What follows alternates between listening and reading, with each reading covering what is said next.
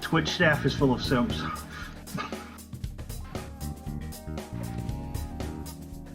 I mean, you're not wrong, and it looks like we at least got the volume working now. There, now I can mute the other laptop. Jesus Christ. Oh my goodness, that took way too long. Yeah. But at least I know what to do now. And I can't hear Royal again. Like, nothing coming through my headphones again. Let me try switching to... Okay, now that I switched to the other one, I can hear it again. Can I still be able to be heard? Now I can hear you again. Okay. Let me make sure that the music shows up on stream still.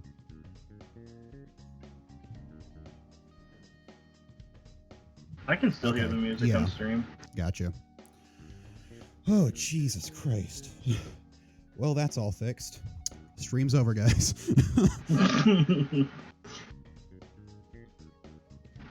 Oh, I just got a notification. I forgot that you have like a mobile dashboard you can use on your phone, but that just drains my phone's battery. Ugh.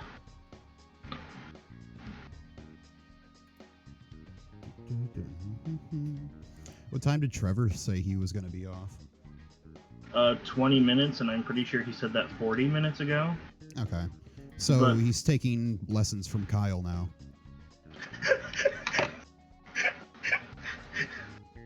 He was probably out near Dexter or something. Yeah. Because I know when he works, he goes out far. I like how your audio is coming through clearer on the stream than it is for me on Discord.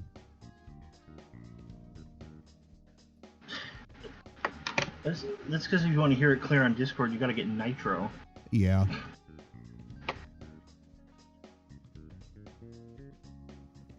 Okay, good. Our voice levels are about the same, too. Good. If not, I can futz around. Because that's... If you look at the stream, that's the one nice thing I like about the Twitch Labs one, is you can see, like, the voice levels. So this one here is you, and this is the, like, regular audio. Yeah. Alright. Huh. I still have no idea what I'm going to do this next primetime on. Like, I want to have a research stream, yet I don't know what I'm going to do.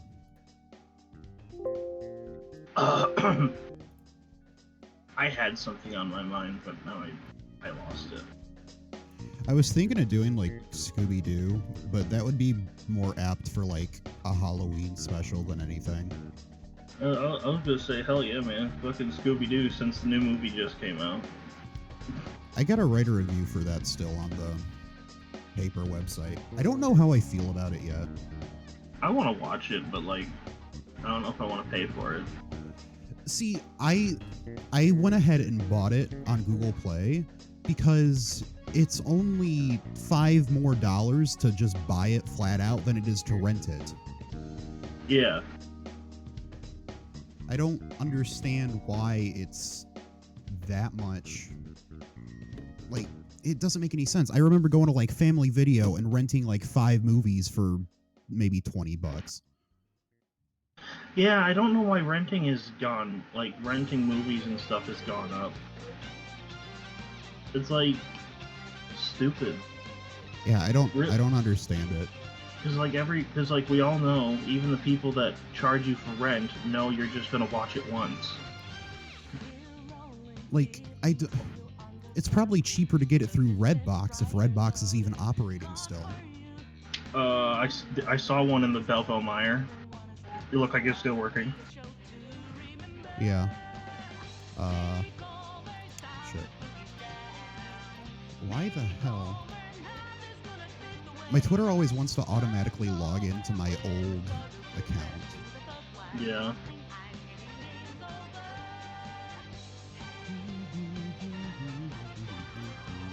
I'm gonna go ahead and tweet out the link to the stream right now, even though it's not like anybody's watching. I gotta go to the BRB screen for a second, though, because I don't want any lewd stuff showing up on my feed on stream. No, bruh, dude. Like, fucking my Twitter. I have a friend who follows a lot of this fat fetish stuff, and my Twitter home is filled with it. Yeah.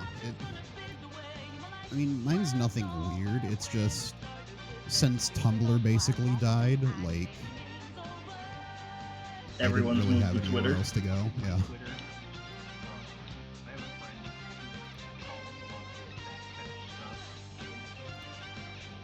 Okay, And my there we Twitter go. home is filled with it. Whoa, what the hell just... Oh. What happened? Trevor just sent me... Here, hold on. Oh, God. Let me go back to nice. So Trevor gifted me Tabletop Simulator. And it says, a Jeep pie. I like nickels in my ass. I'm like a slot machine for nickels. Jeez.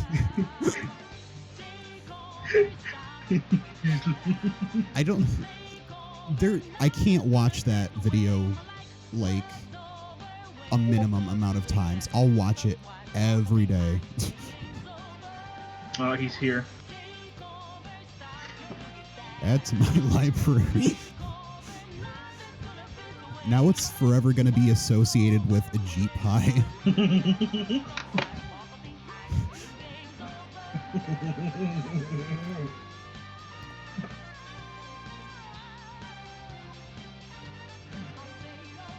I was trying to find this one VOD from my ex's stream when she first started streaming, because there was this fucking hilarious one where Trevor flipped the fuck out because Paladins had a wrapped chest. I like penis in my mouth, yeah. At Cherise. Oh shit, I should probably end up screen sharing with you guys too.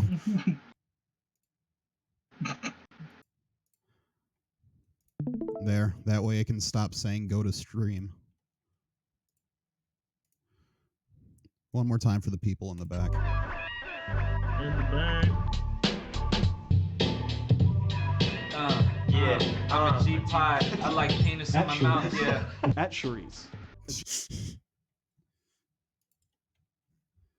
There we go. I'm sorry, what?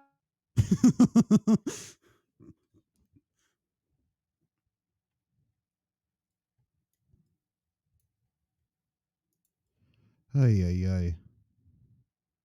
Oh, and Trevor's in chat too.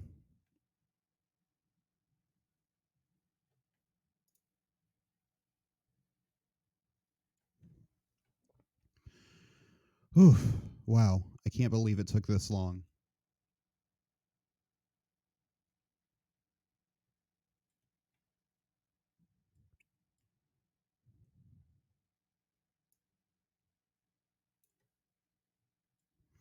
Uh-oh.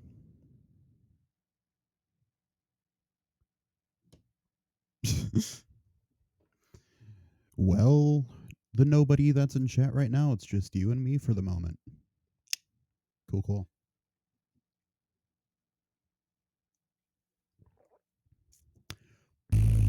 First stream is a success so far, and I can't even talk.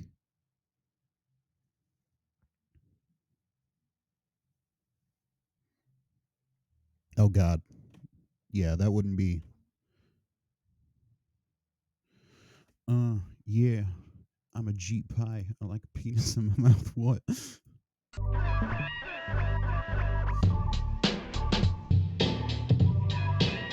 Yeah, I'm a G pie. I like penis in my mouth, yeah. At Cherise. A Jeep pie. Do you even English, bro? My name is a Jeep pie. I like nickels in my ass. Nickels in my ass. Yeah, I'm a G pie. I like penis in my mouth, yeah. At Cherise. A Jeep pie. Do you even English, bro? What's up, YouTube? It's your boy Cody Co. back again with another hair dye tutorial. I'm back. Alright, what's good? Oh, God, Cody. Oh, God, you're back. Yeah. My computer just suddenly decided to lock up on me. Let me make sure you're coming through again. Yeah, okay, you're good. Okay, cool. Shut up, second computer.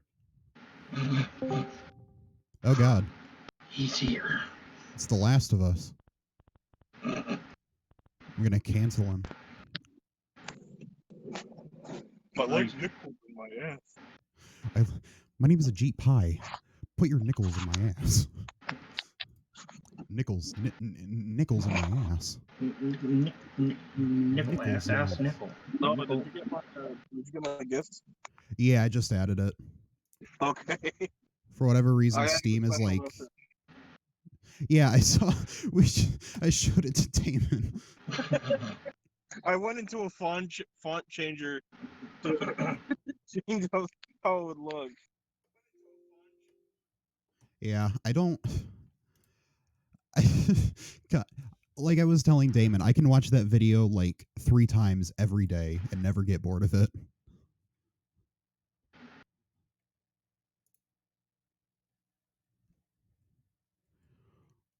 Yeah. I'm a Jeep pie. I like penis in my mouth. What? So this will be archived forever. Yeah, I have a second channel that I uploaded my one stream that I did like a month ago to. Oh, it's up on Twitch? Or is that YouTube? I think I'm thinking of YouTube. Hmm?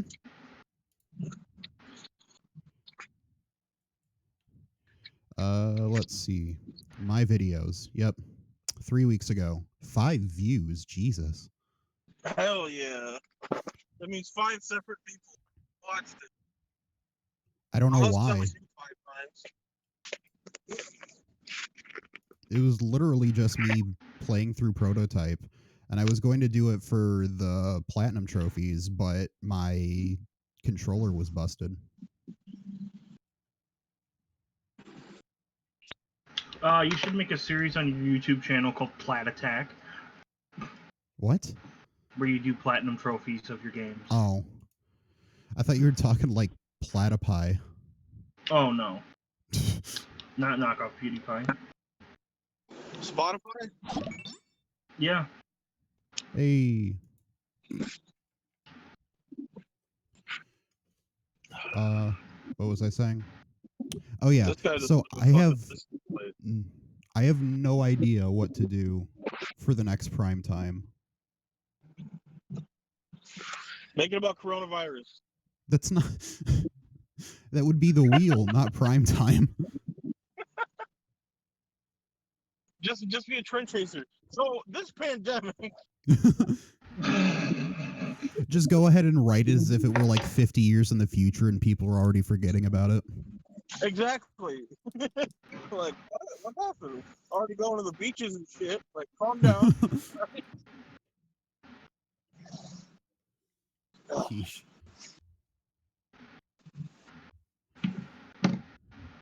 Well, My do you have name any is a ideas cheap or pie. any thoughts about what you were going to do? What? I was asking Noah if he had any like idea. Hold on.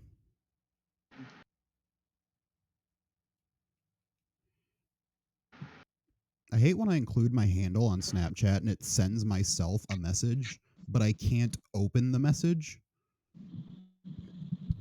That's the best way to go at it. But what I was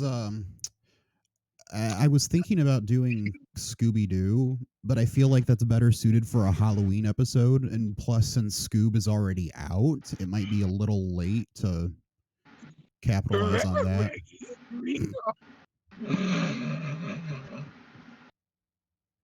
No, I can't say that on Twitch. I have to keep remembering that we're streaming and it's not a regular call. Scooby-Dooby-Doo! They call me Dick. Beverly. Oh, please. My friends call me Dick. I don't know why he had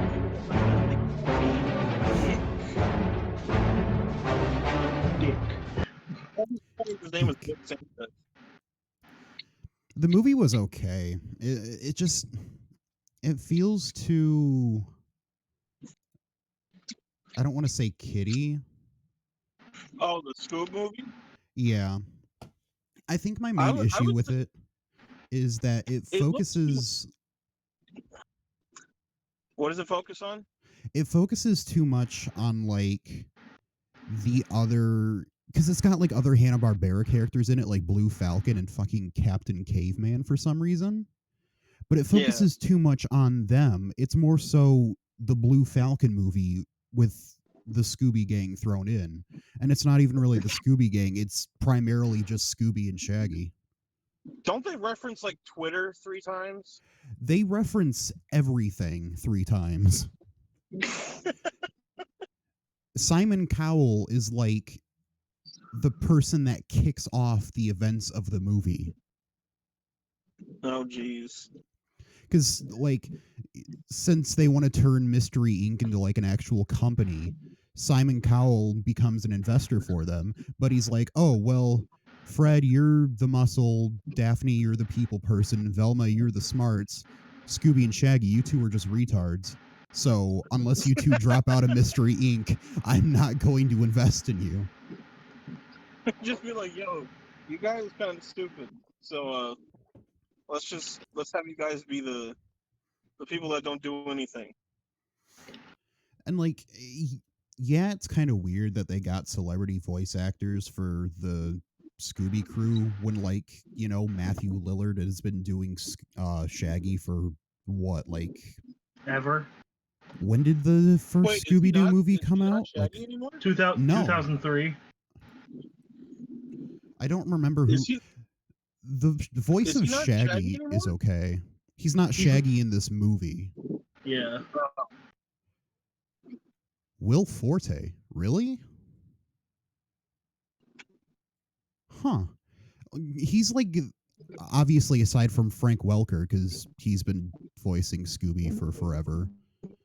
But Will Forte as Shaggy is like the only decent one that fits the voice role.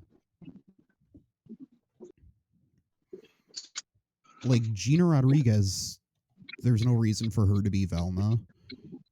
Zac Efron is Fred just because he's Zac Efron. What the fuck? I'm fucking sorry, what? Yeah, Zac Efron is Fred. Zac Efron is Zac Efron? Yeah. I didn't know Ken Jeong was Dynamut. It sounds nothing like him. And then Tracy Morgan is Captain Caveman. Which, oddly enough, it does kind of work. Does it? Jesus. But, like, there's so many... It's one of those movies that's not going to age well. Because there's so many different issues in terms of... Yeah, there's so many references. When Blue Falcon comes out, it plays that one DJ Khaled song. In the flashback scenes, for some reasons, like when it's showing how the Mystery Inc. gang met up, they already have iPhones, which is really weird. That's super woke, dude. Because, okay, let's think about this. If they're like 9 or 10 when they first met, that would have to be in, what, like 2010?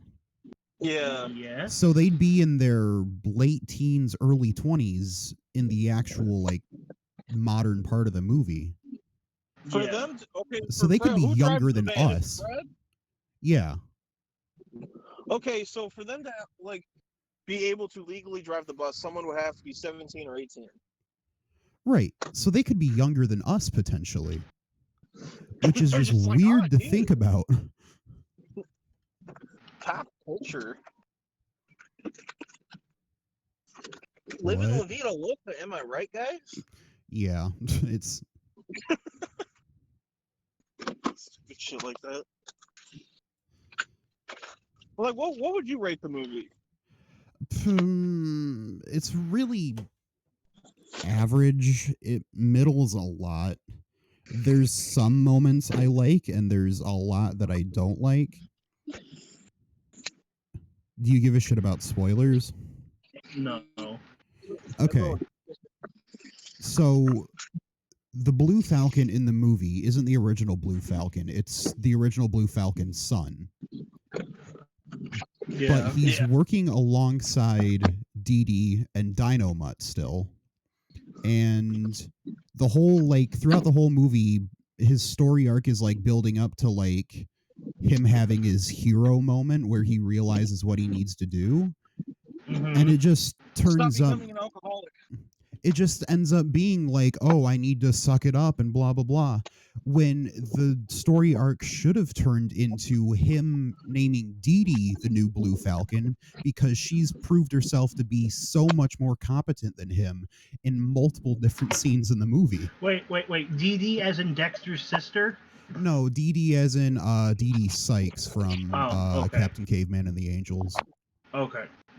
Can you imagine if they're like, yo, Dexter's Laboratory? That is a Hanna-Barbera cartoon, Trevor. That yeah, true. Is it? Yeah.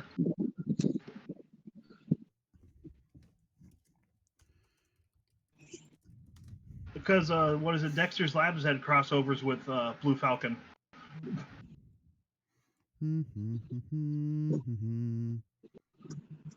Kenny Frank Welker, blah blah blah blah blah. There was 78 episodes of fucking Dexter's Lab. Wow. Hanna-Barbera cartoons. Shit. Wait, Dexter's Laboratory only had 78 episodes? Yeah. Damn. So the production company for Dexter's Lab was Hanna-Barbera from 96 to 99, and then Cartoon Network from 2001 to 2003. Yeah. Huh.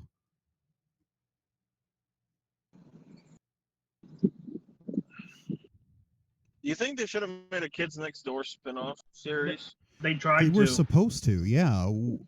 Galactic Kids Next Door or whatever. Yeah, where we found out a lot of the KND were fucking aliens. Hey, you know what I thought would have been cool? What? A college spin-off series called Dudes Next Door.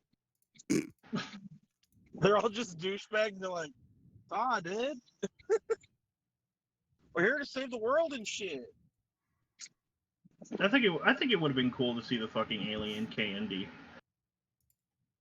That's if they're still making it or not. I don't know for sure. I doubt it. Wasn't it before that did the Dragon Ball Z parody? Yes. Huh? Number 4 was Goku, and the delightful children from down the lane were Frieza. They were all forms of Frieza. I didn't watch a lot of KND. I didn't really get into Cartoon Network that much when I actually had cable, aside from like Ben 10. Oh, when we were kids, that's all we would look at was fucking Cartoon Network stuff. See, I never had cable like that often growing up. It would basically be our first apartment that we moved into. We had cable just because whoever lived there forgot to turn it off, and nobody ever came and turned it off. And then we had satellite when we lived in the trailer park, and now we don't have it again because, like, why the hell do we need cable? Like, yeah, we have the internet now.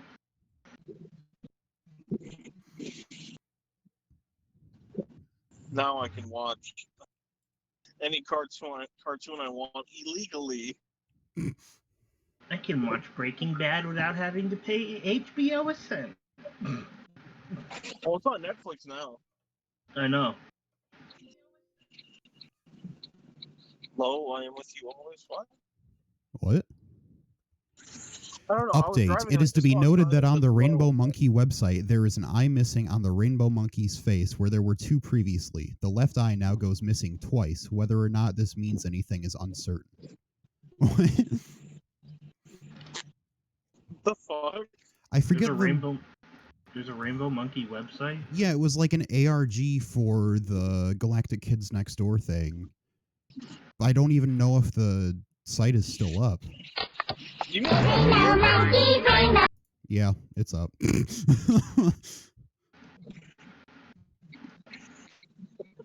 What did Neopets used to do, Trevor? No, like the whole ARG. Did they ever do that? I think so. For what? Or you could like scan your Neopets and then it would like hop That was into the Webkins. game. Oh yeah, that's Webkins. Oh, that was Webkins was popular for a few years. I know. Can you hear audio that's coming from my stream on Discord? No. Okay. Whatever. Doesn't affect it that much. And Damon, the clip you're talking about where I had to flip out on Liz's stream, I can find it. Yes, I please find it. No one needs to see that. Yeah. I tried looking earlier, but I couldn't find it. It's like high-res, like what you're doing. I sent it to Declan. I'll go through it.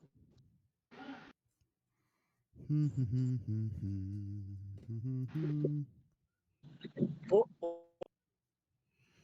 Uh-oh. so many damn potholes. Stinky. Do a prime time. Do a prime time about potholes. That's You should do one on Tremors. I guess I guess I technically could because there was a TV series, but it started off as a movie series, and I tend to stick to things that are TV series first. Right? Huh? You have to work off strictly TV series first? Yeah. At least for the most part. Forgot how that's the whole thing works. It depends, because like for Kolchak, it started off as 2 TV movies and then turned into a TV series. But since the TV movies were TV movies, I was fine with it.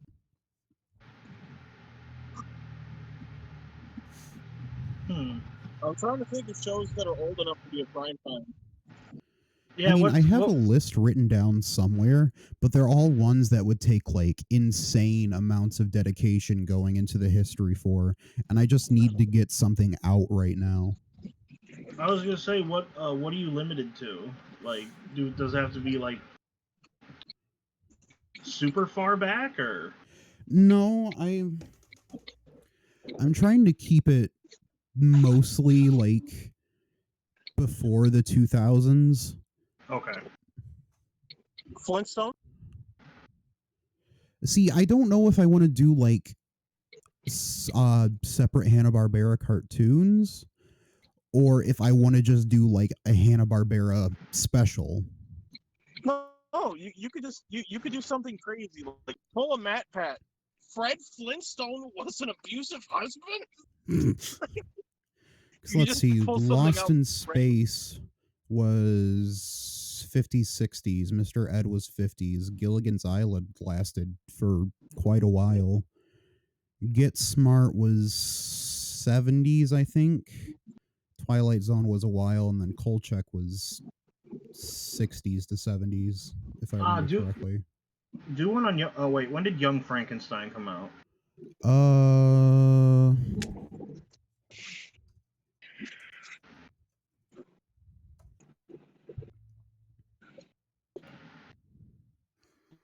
I hate how it gives me the IMDb results first.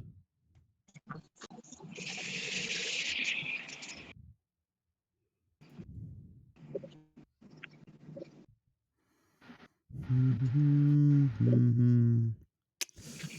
1974. Yeah, do Young Frankenstein. Let's see. Because, like, I have others on there, like the 60s Batman and stuff. But that would... Do a prime time on Cow and Chicken. That would...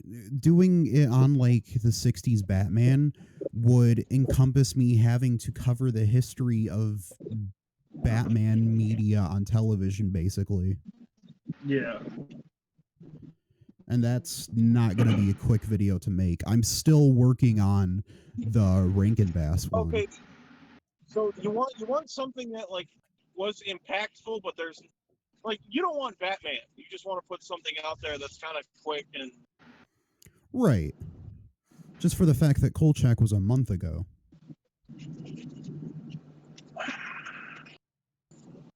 I would go with what Damon said.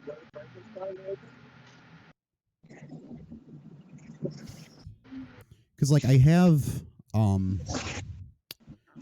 a wheel edited and recorded. I'm just waiting on the sprites.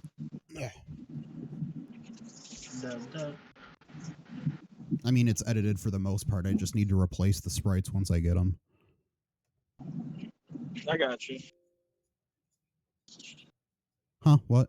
So you got Damon and Becca now doing art for you. Apparently. I mean, hey, if they want to do it, shit. You'll have two creative sides working on art. I mean, it saves me from, because I don't like Photoshop thumbnails that much. Like, for the wheel, it works okay, but for the prime times, like, I want something that has a unique, like, you can look at it and say, oh, this is a primetime thumbnail. Yeah. Because, like, all of them are formatted the same aside from the Twilight Zone Part 2, and that's just because it was a Part 2. Like Lost in Space, the title's tilted, logo underneath it, Mr. Ed, title's tilted, logo underneath it. It's all formatted the same no matter what.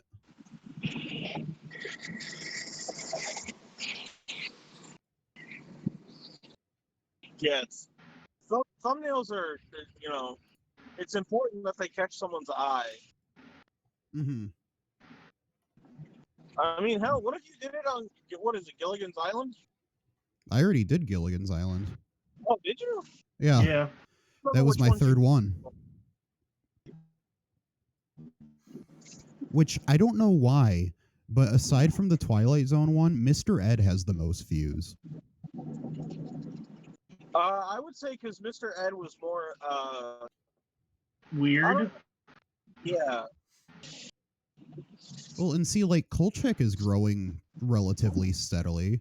Like, it's at 120 now. It usually takes me like 3 months to get to that rate. What was it at before? Hold on.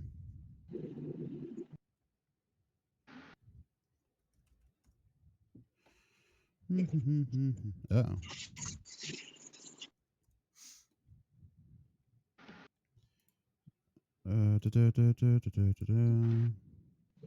Let's see. When was it first uploaded? March 20th. So basically within a month, it's reached 120 views. Which, that's not bad. And average view duration is 27.1% of people. So that means that 27% of people that clicked on the video actually watched it all the way to the end, which Other isn't people are like, nah, too bad. I mean, the watch time in total just for this video is 11.7 hours. Oh, damn. Let's see. Traffic sources. YouTube search. 24.2% of viewers came from a YouTube search. What did they search for? Top result was Kolchak the Night Stalker. Second result is Kolchak. Third is Kolchak the Night Stalker full episodes. Fourth is Night Stalker Kolchak. And fifth is Carl Kolchak the Night Stalker.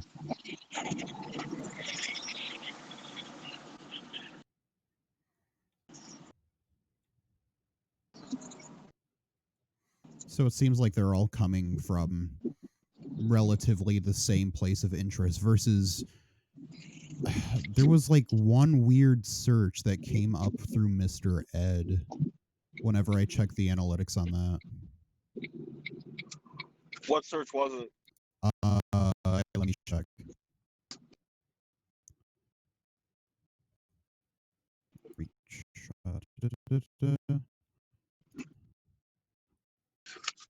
Damn it doesn't show up anymore because that was so long ago. But it was like, God, what was it? It was some really weird shit. The hell is DuckDuckGo? I can't tell if it's your mic messing up or if it's I'm in a bad area. It's probably you. Probably me, yeah. Probably in a bad area. Damon died again. This dickhead in a Jaguar. He's like, oh, I'm going to park in the handicap spot. Yeah, I'm break those fucking legs make you handicap. I guess I could probably go ahead and download Tabletop Simulator. What's up? I said, I guess I could probably go ahead and download Tabletop Simulator. Yeah.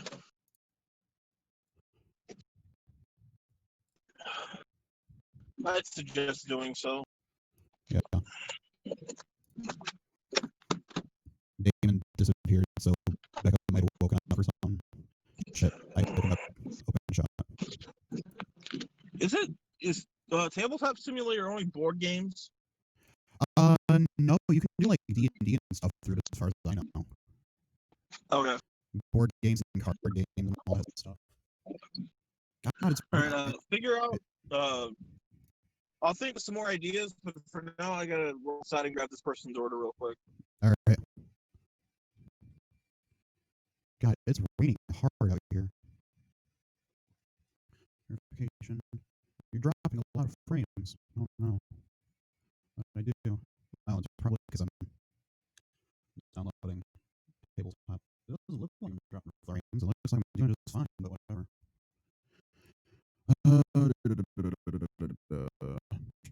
Okay, let's see.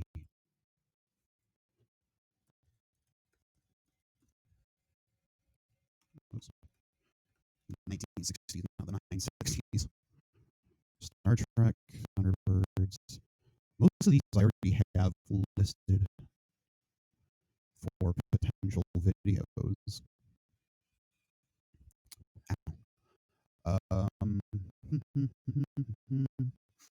Bunch of Hanna-Barbera, Get Smart, I Spy, Adrian Genie, Beverly Hillbillies, Green Acres, Petticoat Junction, Nick the Beaver. Like a good portion of these I have written down already as potential ones, but they're all going to be such a deep dive. Oh, you're cutting, man. Am I? Yeah. It might be because I'm downloading tabletop. Most likely. I mean, you only got a few seconds left. Yeah. Like I said, my frames were dropping, but it looks fine on Twitch.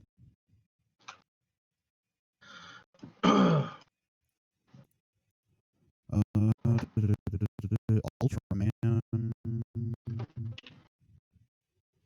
Alfred Hitchcock, Hawaii Five-0, Columbo, the same, blah, blah, blah. Jesus. There. It's done downloading, so I should be fine now. Say something. Yeah. Okay, it sounds like you're like talking through a fan. It might be because my computer kicked on. Go to the stream and see if it sounds weird on there for me. Okay. It also might be because it's raining hard as shit out here. It does. It sounds weird on the stream too. Damn it.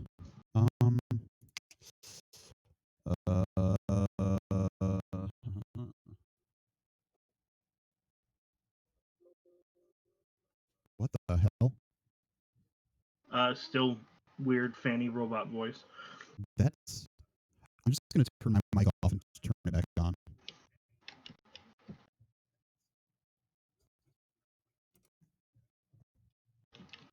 There. Let's see if that worked.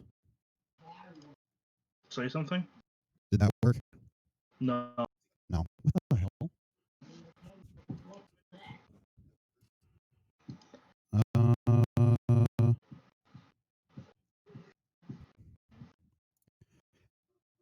It might be my connection because it looks like it's coming in just fine through. Yeah, it's probably connection or yeah. Let me go to.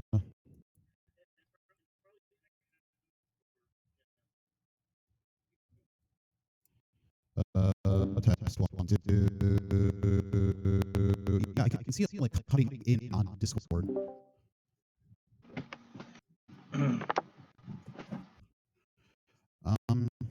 Shit.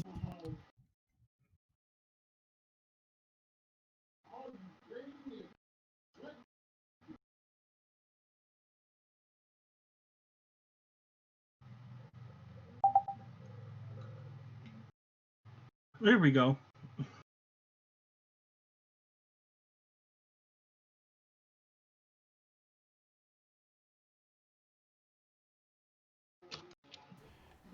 There. It should be good now. It is. I like nipples in my. I guess I'll just have to use the base format for right now, because I have voice meter set up. It's basically like a virtual audio box, and so I have a virtual audio cable that it runs through, but I switched to just the bass input from the microphone instead of the voice meter output. I thought you were talking about voice mod, where you just get a soundboard on your computer. So I don't know what was up, but if it sounds fine now, it sounds fine now. Damon, did you get your computer set up? Yeah, it's set. What? How do you think I'm talking right now? I don't know. Their phone? I like No. nickels in my ass. I got my computer set up. Don't worry about it. Okay. So I found out what was making my computer slow. What? There was a virus that came through with one of the emulators I downloaded that someone told me was safe. Found out it wasn't, so I just factory reset my computer, and now it's all good. I'm going to try switching back over to the voice meter input right now and see if it still sounds weird. I mean, you sound louder now. There. Ah, shit. I should probably... What? Shit. What?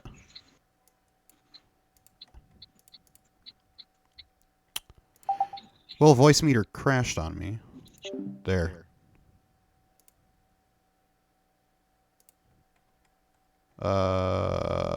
Shit. Can you hear me? Even the cars should social. Yeah, I can hear you. Voice meter, like, crashed on me, so I guess that's why it was screwing up. Yeah, it sounded like you were breaking up every second. I was like, yep, like, I mean, it sounds fine now. I primarily use voice meter because it helps me, like, eliminate some background sound in the videos, and it also, like, amplifies the bass of my voice, which I just think sounds nice. Yeah. But, I mean, if it doesn't work for the streaming, that's fine. I mostly use it for the videos where I care more so about the VO anyway. What if you started picking up more of a following on Twitch than you did on YouTube? I mean, that's fine with me. Because, like, people like, I've been watching a lot of Your Movie Sucks streams where he basically just does research streams and editing streams for his videos. Yeah, that's what I was thinking. Which is what this was supposed to be until I realized I didn't have a topic for a new primetime, so... I mean, we can always just, like, brainstorm topics. Yeah. I figure brainstorm, maybe do a little bit of research, and then just play a game or something. Yeah, like prime time on Fortnite.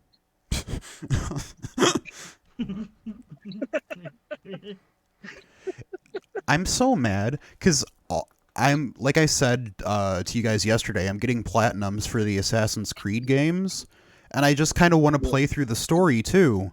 But the only Assassin's Creed game that isn't on the PS4 is the first one. Fortunately, the first Assassin's Creed is the first game I ever bought on Steam, so... Hell yeah. And plus now I can play it on a computer that can actually run it instead of a Windows XP, like... Instead of chugging it, yeah. Yeah. Playing Assassin's Creed 1 at 240p looking like Roblox. Yeah, pretty much. It was no shading, no, like, high-res textures or anything. It was awful. That's how most of it goes, though. I think Assassin's Creed was, like, my first, like, next-gen of that generation games. That and Sonic 06. What was ours, Damon? What, next Cameo? gen? Yeah, like Cameo? Okay, our first 360 game, yes, it was Cameo. Isn't that the one where, like, she can shapeshift into different... Yeah. Yeah. Huh. And they remastered it. We're like, oh yeah. Then when we played it again, we're like, like, it's okay. The remaster is dog dick. Like it's more glitchy than the original game. Yeah. I like how the stream studio says that I'm dropping frames, but I have the stream open on my other computer. It looks fine, and it's not like anybody's really watching this anyway. Yeah. Then like 14 people pile in. Hell yeah. Like, hey guys, what's going on? I can't remember. There's like a certain amount of times you need to stream per month, and like a consistent number of viewers you need to be like a Twitch partner. Okay, so you need at least 20 viewers, and you need to stream, I think, twice a week. Which honestly isn't that hard of a goal to meet.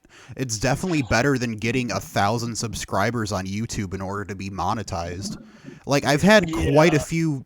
I have quite a few videos that have broken the 1,000 view limit, but since I only have 42 subs, then I can't be monetized yet. Which is bullshit, but I mean... And it also just sucks because I'm too small to like have any sponsors like reach out to me yet too. You're like, before we start our first prime time, I'd like to announce our sponsor. If I did do sponsors, I'd probably throw them in the wheels, because the wheel is more informal than the prime times. So you'd be juggling sponsors, be like, not you, Manscaped. I'll do Dollar Shave Club. But I mean, like, even if the Twitch took off before the channel, like, at least that would give me somewhere to send people, you know? Exactly. It's more or less of, like, if you do get sponsors, which would be great, would you ever take a sponsorship from Raid Shadow Legends? It depends. They pay up to 10 grand. Exactly, it depends. I'd be like, sponsor a shitty mobile game? Because, I mean... A pachinko machine, you mean? Like, if it was right off the bat, then maybe. Like, if my channel had just passed 1,000 or so, and I hadn't gotten any offers, then maybe, yeah. But, like, if I'm pushing, like, 500,000 or something, then there's no way, just for the fact that I have some integrity still. Yeah, you'd get flamed. They'd be like, bro, what the fuck? You're taking sponsorships from Raid Booty Legends? I mean, like, Mr. GG has sponsors from Raid, but I never see anybody complaining about it. The thing is, I have a few complaints about his sponsorship, just because, like, he sponsors, like sometimes it's like, do you play this? Like, do you honestly play this? His like sponsored bits have been getting really good though. Like, they're just basically skits at this point. Yeah, like his latest Raid Shadow Legends one where he shot himself. Yeah. It's like, oh. But he did like a sponsorship for like a pool game and some like crappy RTS on the phone. Like, see, I'd be fine with taking sponsorships as long as I can like be creative with it still. Like, I don't want it to just be like, read this script. I want it to be on my own terms. Yeah, they're probably gonna be like, no, you gotta read a script. Like, what? No. Yeah. I'm not reading no stupid script. You crazy. It's I don't know, if I ever took a sponsorship, like if I, started my YouTube channel again and like kinda just, I don't know. It would, if I did mobile game stuff related, of course I would get mobile game related sponsors. Yeah. So I had thought about doing a primetime on like the Beverly Hillbillies or Green Acres, just for the fact that the two of those shows and Petticoat Junction all have like a shared universe. So it could be like a triple threat episode where I cover all three. Because the only one that has like a successor in terms of like a movie is the Beverly Hillbillies. The rest, as far as I know, are just the original series, and then that's it. So it would still give me a variety of history stuff to talk about, but I would still be able to pan it or. I'm trying to think of. So far, your prime time is a pretty unique idea. I'm just trying to think of how you could like branch it out more. I basically just stole the idea of documentaries from Down the Rabbit Hole just because I love Fred and his channel so much. Yeah. But I still wanted it to be unique. I didn't just want it to be another, like, Down the Rabbit Hole thing. I've never seen, like, any other videos in, like, what would you call it, like, mini documentary kind of style? Yeah.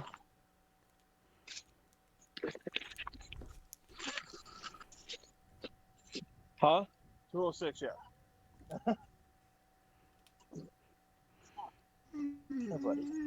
I mean, I could do a series on all the Western shows that came out in the 60s by themselves. Like, Oh my god. So many cowboys.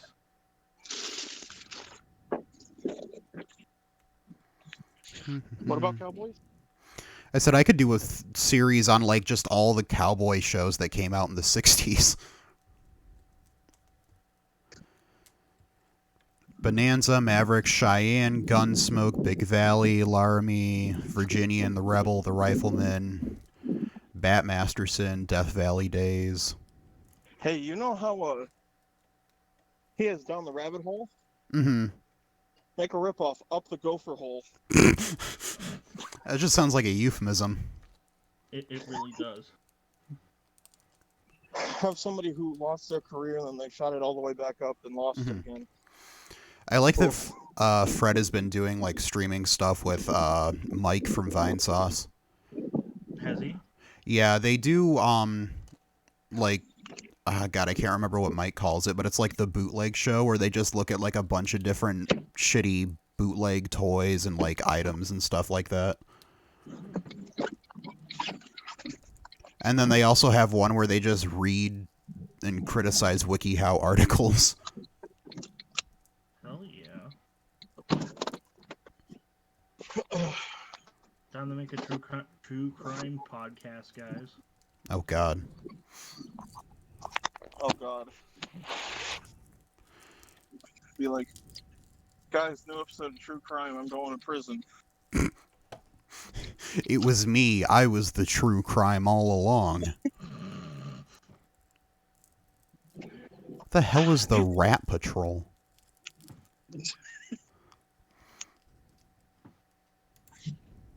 Is it a kid's show that went adult? No, the Rat Patrol was an American action and adventure television series that aired on ABC between 1966 and 1968. The show follows the exploits of 4 Allied soldiers, 3 Americans and 1 Briton, who are a part of a long-range desert patrol group in the North African campaign during World War II. Their mission, to attack, harass, and wreak havoc on Field Marshal Rommel's vaunted Africa Corps. What the fuck? I've never heard of this.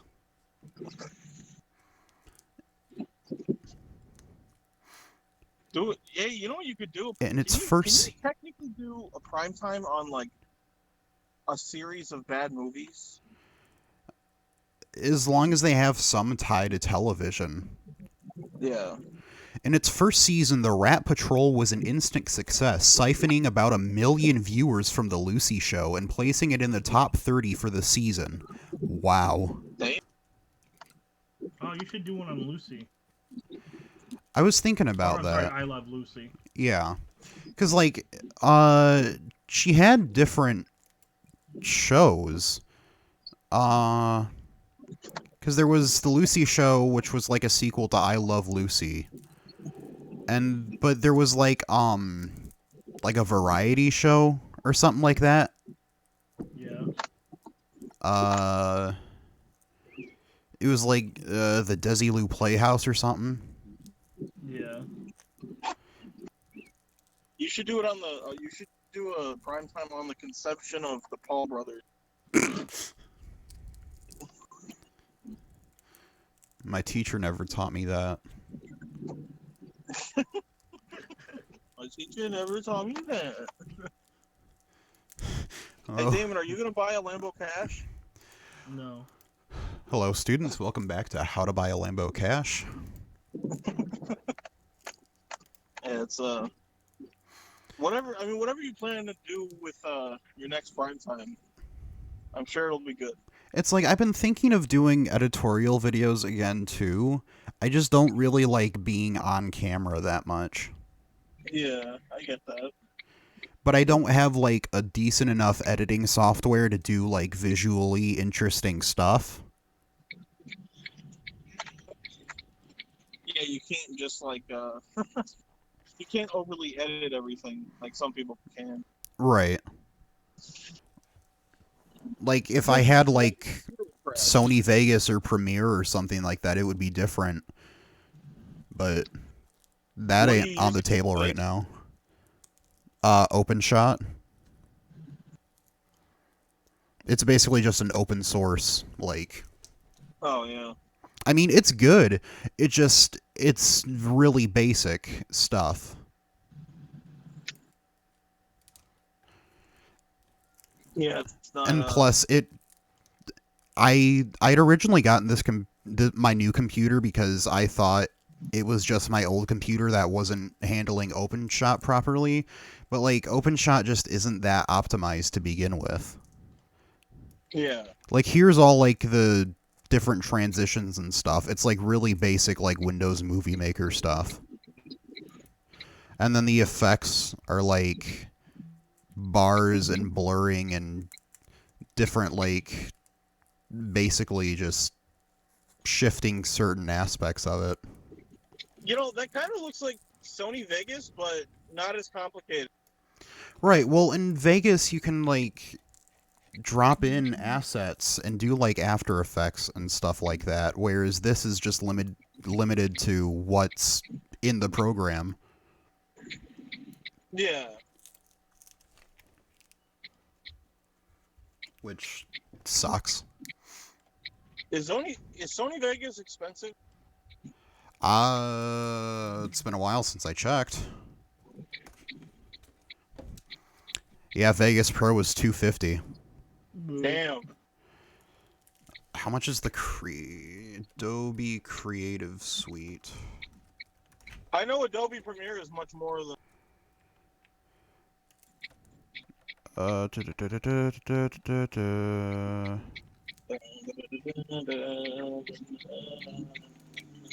Yeah, see, I don't like that the Creative Cloud is, like, a subscription thing. That's stupid. Why you basically pay every month to have a temporary editing software? You get to pay every month to have access to, like, all the different Adobe stuff, so, like, Photoshop and Premiere and all that stuff. How much would you be paying a month? For students, it's $20 a month. That's For not terrible. non-students, it's $53 a month. I'm sorry, what? Yeah. Well, damn. So, like, I could do it through the student stuff, but I don't have a source of income right now to consistently pay for it. Unless we get another stimulus check or something, like, I'm not getting any money until the semester starts back up. Oh, what happened with your job? I took a leave of absence just for the fact that I'm not risking going in right now and contracting anything. Yeah. Like, I'd just rather not risk it. Yeah, I got you on that.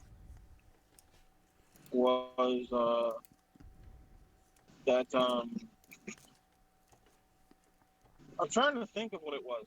So that gives you basically everything you would need. Yeah, the Creative Cloud is basically just all the Adobe stuff. Like, would you say it's more expensive than just purchasing the programs as a one-time thing? In the end, probably. But as like short, because like you can't dish out like $1,000 for like Photoshop and Premiere. Right. Because, like, $52 a month for individuals, or for students and teachers, it's $20 a month. That's really not bad. But that's still, for a year, that would be $240. Yeah, Right? that's true. I think? 20 times 12. Oh, yeah. 240. 240, yeah.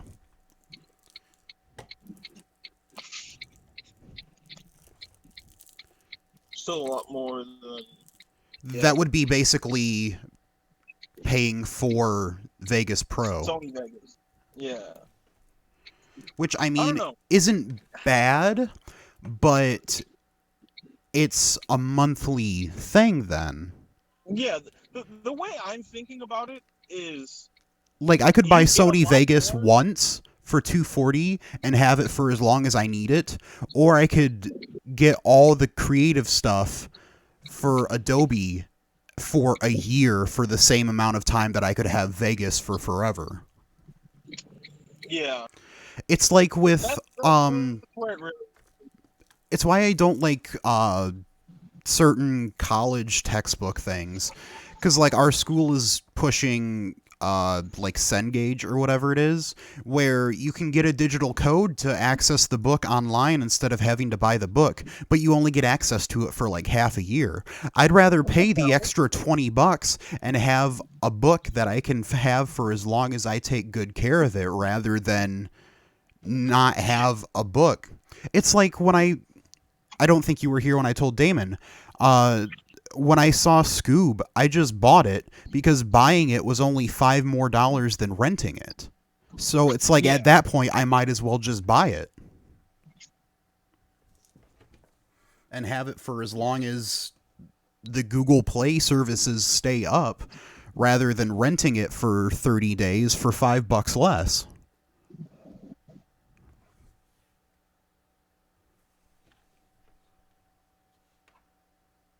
Yeah, that's I don't know. I think the subscription is okay for people who don't want to commit to buying something fully, because I understand if you don't like it. If you buy it and you're like, "Oh, that sucks. You know, I hate this. I don't like the way it works." Right. What?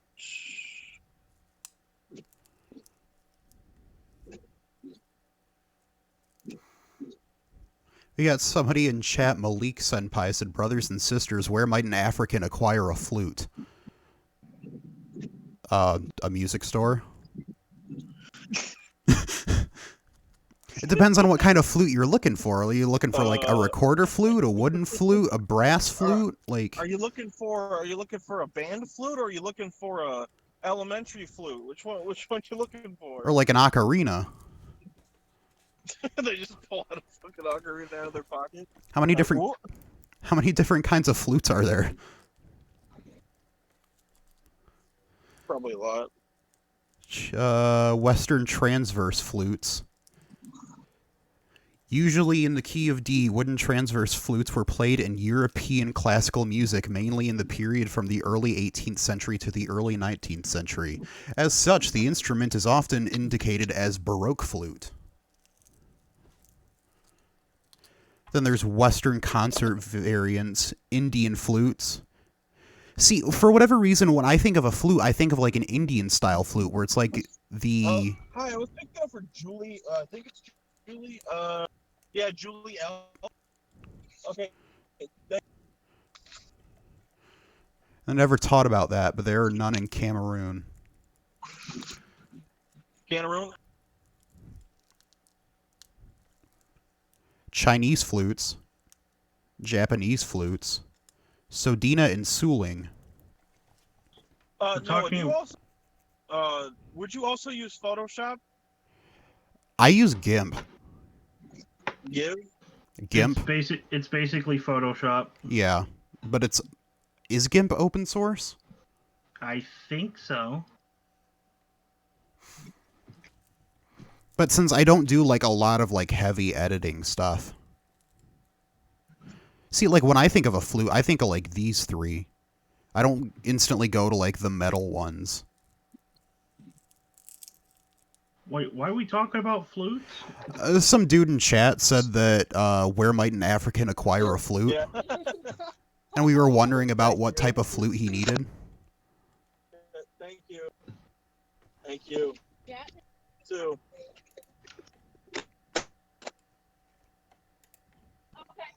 Hello, Malik Senpai. Oh, Jesus. But there's no music stores in Cameroon, apparently, so you can't buy one. Internet.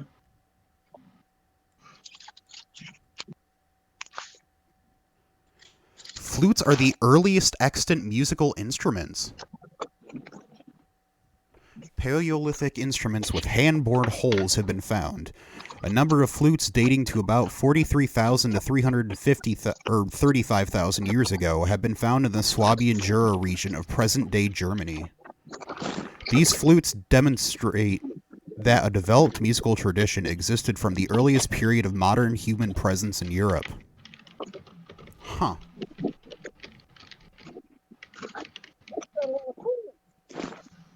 I think Trevor's dying.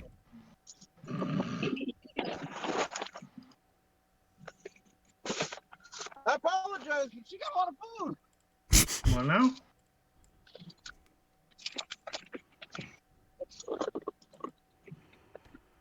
Reeds such as an aerophone, reedless wind instruments.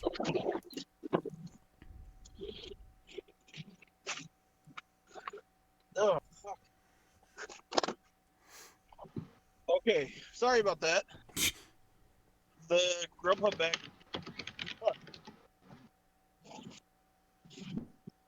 Was being a pain in buying cheeks. So you guys jerking off about flutes? Yeah, I don't even think they're in chat anymore, but I'm still looking at the woodwind instruments. David, what are you going ham on? Typing. Oh, I thought you were playing a game.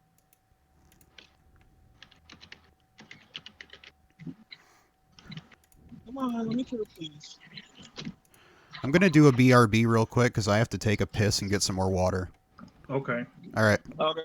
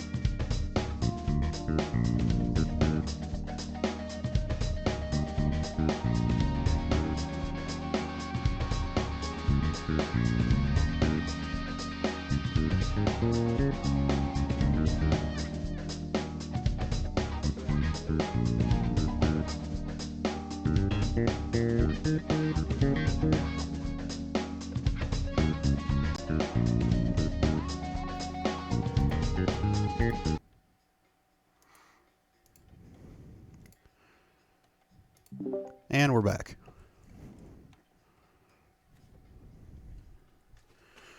Alrighty. What was I doing? Oh, well, now I'm by myself. Okay, whatever. Oh god, I gotta mute that. There. Okay, so much for doing any research.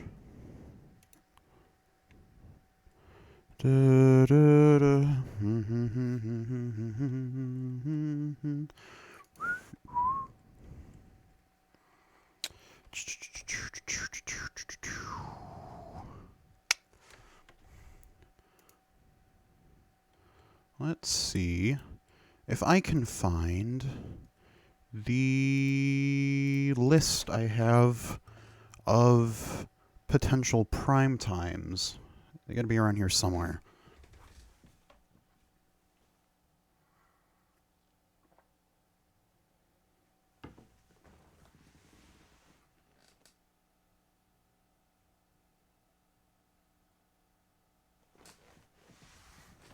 Nope, I think that was one of the notebooks I stashed away in my closet. Shit. Okay, what was on the list? What was on the list? What was on the list? What was on the list? I can only remember the really, really complicated ones. Petticoat Junction, Green Acres, Beverly Hillbillies trifecta isn't a bad idea.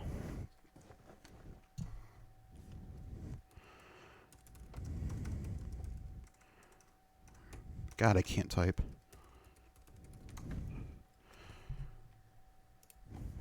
It's so weird to see these classified as sitcoms.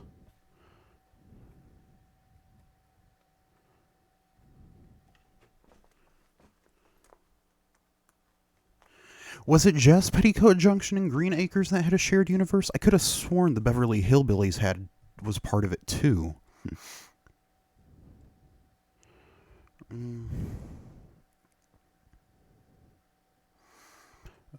Crossovers. Multi-episode crossover in which the fictional worlds of all three Paul Henning series overlap. The Clampett family made several trips to Hooterville. Sam Drucker visits Beverly Hills, and Granny does 2 guest appearances on Petticoat Junction. In Season 8, the Clampett family visits Hooterville one last time for a 2-part episode. Okay, so they all 3 of them are in a shared universe then. Huh.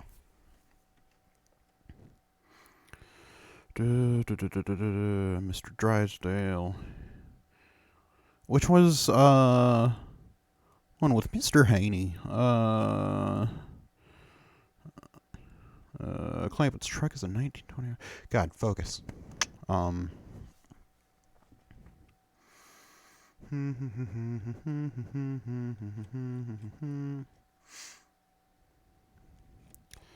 So, let's see. Was it just spin-offs and associated merchandise? Theatrical adaptation? 3-act stage play based on the pilot. The Deadly Hillbillies, an interactive murder mystery, was written using the core cast of inspiration. The Gypsy Productions murder mystery parody features casts such as... Well, that's not official. It's a parody. Dell Comics. Film. Computer games.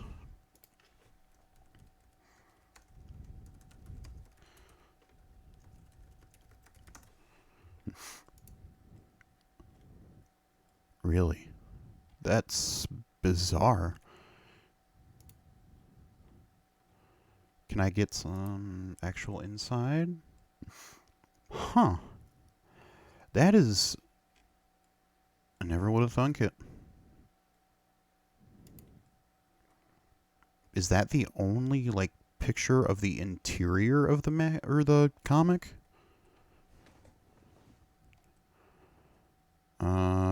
There's one, but it's not really ideal. That's not Beverly Hillbillies. Top Cat. Is this one? Yeah.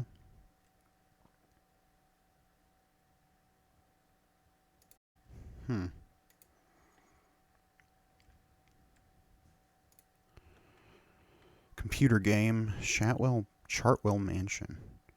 The most expensive home in the United States in 2018 is also known as the Beverly Hillbillies Mansion, as the exterior once served as a camera shot.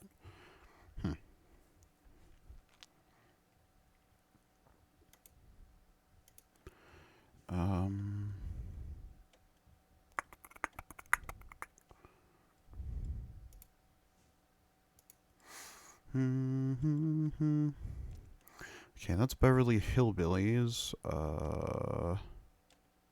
Okay, shit. Petticoat Junction, there. Episode list. Syndication.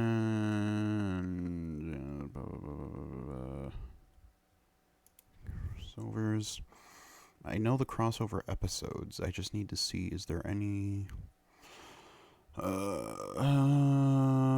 doesn't seem like there was any continuations of that. Revivals of Green Acres. Surviving members of the cast, except for Eleanor Audrey, were reunited for a TV movie titled Return to Green Acres, 18th, 1990. Source, please. Lovely. Let's try it one more time. Dead Link. Go figure. Okay. And there's no source for this. MGM Home Entertainment released the first 3. I don't care about that. Reunion film. There's a... It's an IMDb link. An IMDb link isn't...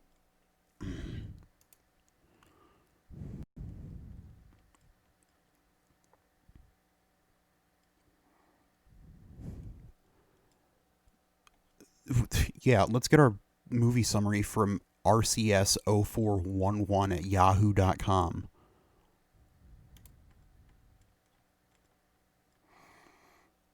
I don't want a fan site. Green Acres, what's my line? A stare, maybe. This could be Pat Buttrin. They canceled everything with a tree, including glass. Go away. No, go away. Thank you. Is Green Acres regular? Pat Buttrin. Canceled everything with a tree, including Clancy. Turned towards relevance. Southern. A real hillbilly to judge the show. In a good, funny program. And published subsequent opposing public reactions by two prominent appellations, however, offer some sense of the diversity of local reaction and the ongoing ambivalence this inspired. To James Branscombe, the director of the anti-strip mining organization Save Our Kentucky, the CBS rural comedies The Beverly Hillbillies, Green Acres, and Hee Haw, aired back-to-back on Tuesday evenings, were the cultural equivalent of the coal industry's exploitation of the Appalachian land and people. Quote, the most effective effort ever exerted by a nation to belittle, demean, and otherwise destroy a minority people within its boundaries, end quote. Similar portrayals of other minority groups, he continued, would generate, quote, an immediate public outcry, but no opposition is heard regarding these offensive images because America agrees hillbilly ain't beautiful. Mac Morris, an Eastern Tennessee correspondent and radio commentator, offered a more nuanced interpretation. We alternatively seem to swing as a regional group from one image to another in the eyes of much of the rest of the nation. Sometimes we are proud, fiercely independent people, naive perhaps, but appealing types, whether we wear a coonskin cap or the slouch hat of Jed Clampett. Then again, we find ourselves shorn of the phony glamour, and we're not the Beverly Hillbillies, but just hillbillies, poor, ignorant, shiftless, degenerate, substandard citizens. This swing from one extreme to the others occurs with remarkable regularity and is enough to set up a sort of schizophrenia. As a matter of fact, I think it has, in us and in the rest of the country regarding us, which may explain the popularity of the Beverly Hillbillies. Shit. That's some heavy shit, man.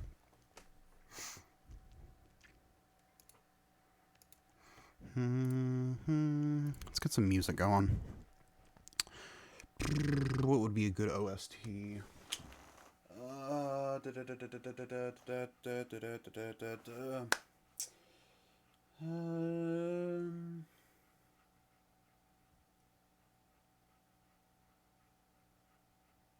Let's go with a classic.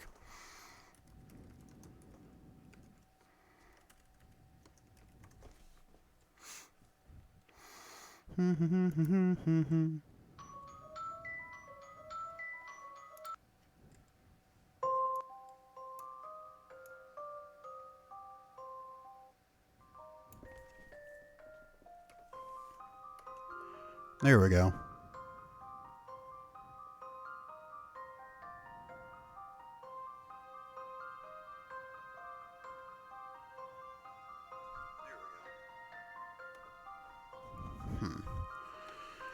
Okay.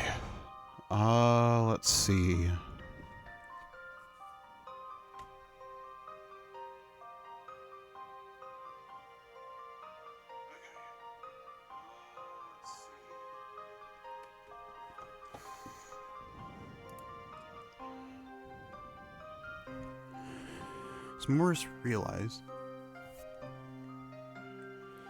Morris realized the Beverly Hillbillies, and to some degree all sitcom mountain folk, resonated with audiences precisely because these shows captured the dialectical relationship between the noble mountaineer and the farcical and base hillbilly at a time when real mountaineers were much in the news.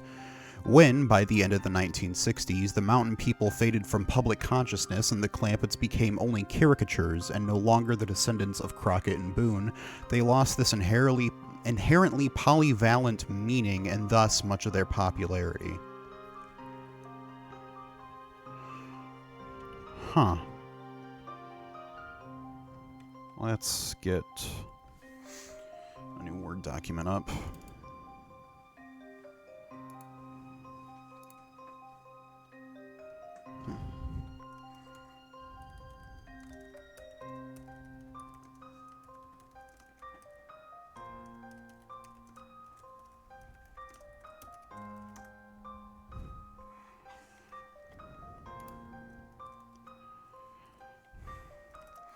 It's not a good source since it's opinionated, but it's a start.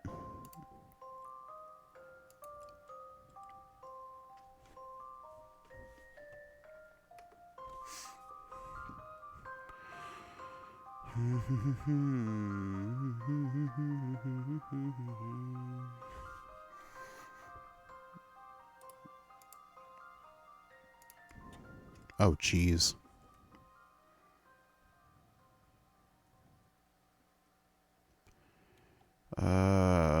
That's an interview.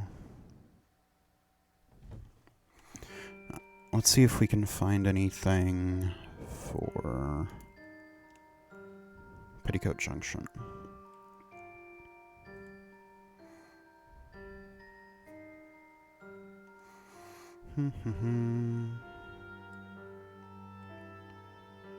What? What does that have to do with... Wait, hold on a sec. Which number was that? 34. 34, 36, 35, 34. The producers decided to continue the show, and Kate Bradley continued to refer as being out of town. What does that have to do with Glee?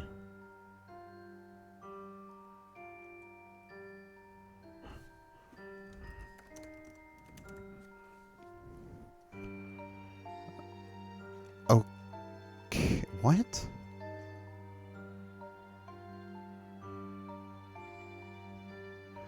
Okay. So it's like a record of different actors that have died underneath a news article? That's super weird.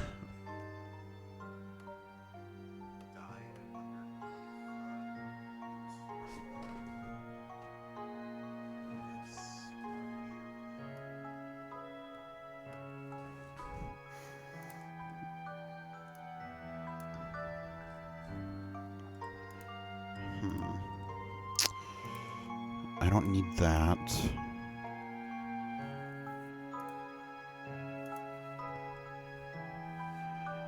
A teacher recalls days as child actor.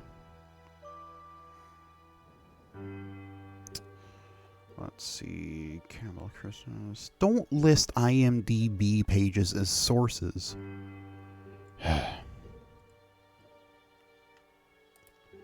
50.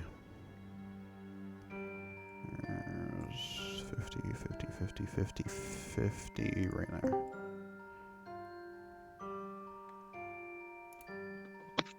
The hell? Hey. I gotta put my fucking seatbelt on. What'd you say? Said A. Yeah, me and Dave just had to talk about our father real quick. No, it's fine. Yeah. You see that it's fucking raining? Yeah. It's terrible. Yeah, it's not the greatest because the car almost stalled because I hit this gigantic puddle. Like, oh, sick. Yeah, I haven't even started Did my you buy car a in flute? like 3 weeks. I would have bought a flute. Yeah. On the bright side, I figured out what to do for the next prime time. What? Said I figured out what I'm going to do for the next prime time, I think. The hell? Ah.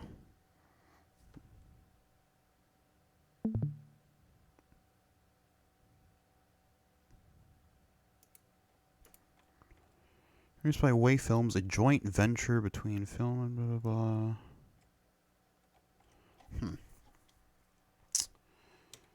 Let's see. Beverly Hillbillies.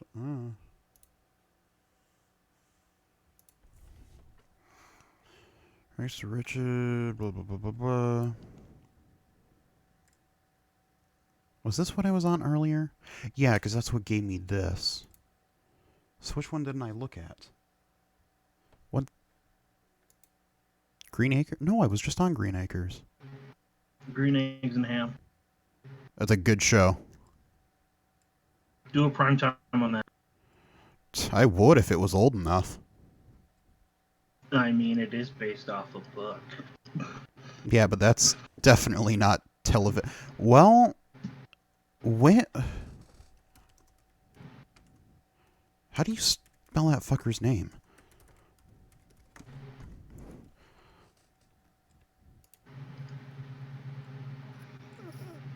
Well, the Dr. Seuss animated stuff were television specials.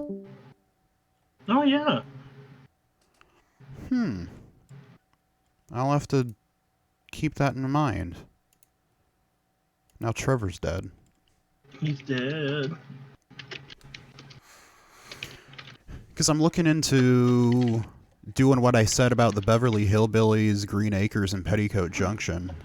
Since they all share that, like, same universe, and apparently the guy that created all three is the same. Oh. Fuck you, 3G. I think you mean... Sorry. I hit such a dead zone, 3G didn't even show up. It just showed the location symbol. I was like, fuck. Someone can kill me and they'll be like, you ain't got no LTE. Does Snapchat do that weird thing to you where it just says, like, blank is typing and then it never gives you a notification? Yes. Because it said that Kyle's been typing for, like, the past 30 minutes. What if he's typing like, you know what?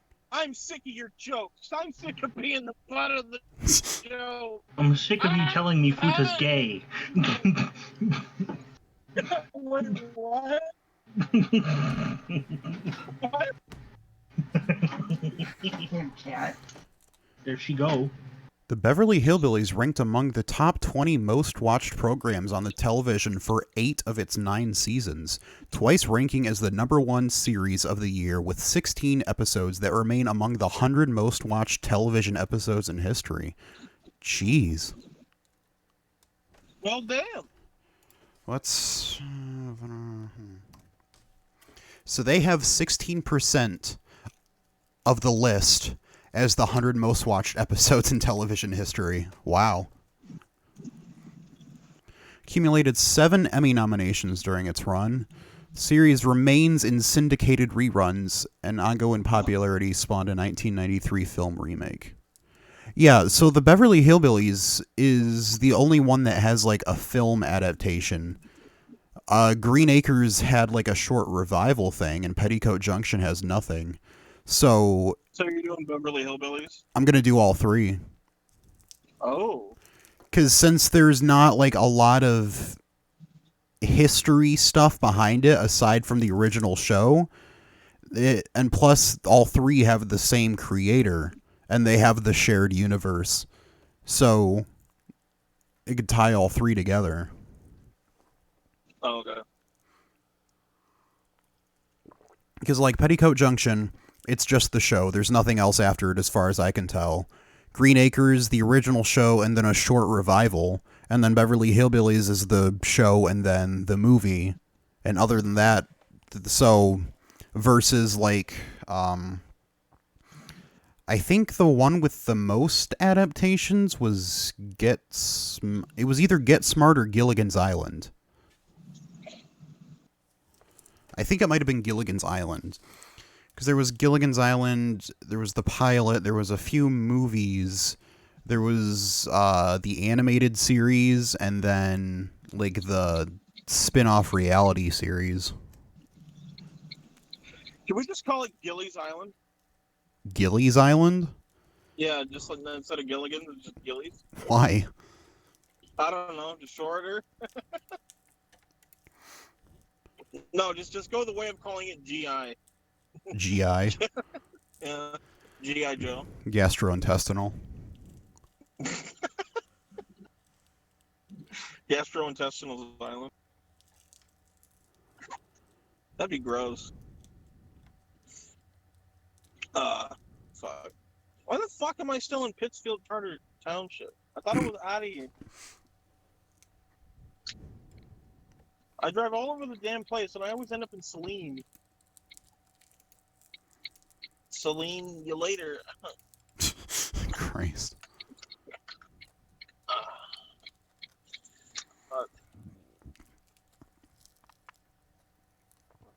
No, I always forget that you live in like the middle of nowhere. Yeah, pretty much. You just live in this desolate like landscape now.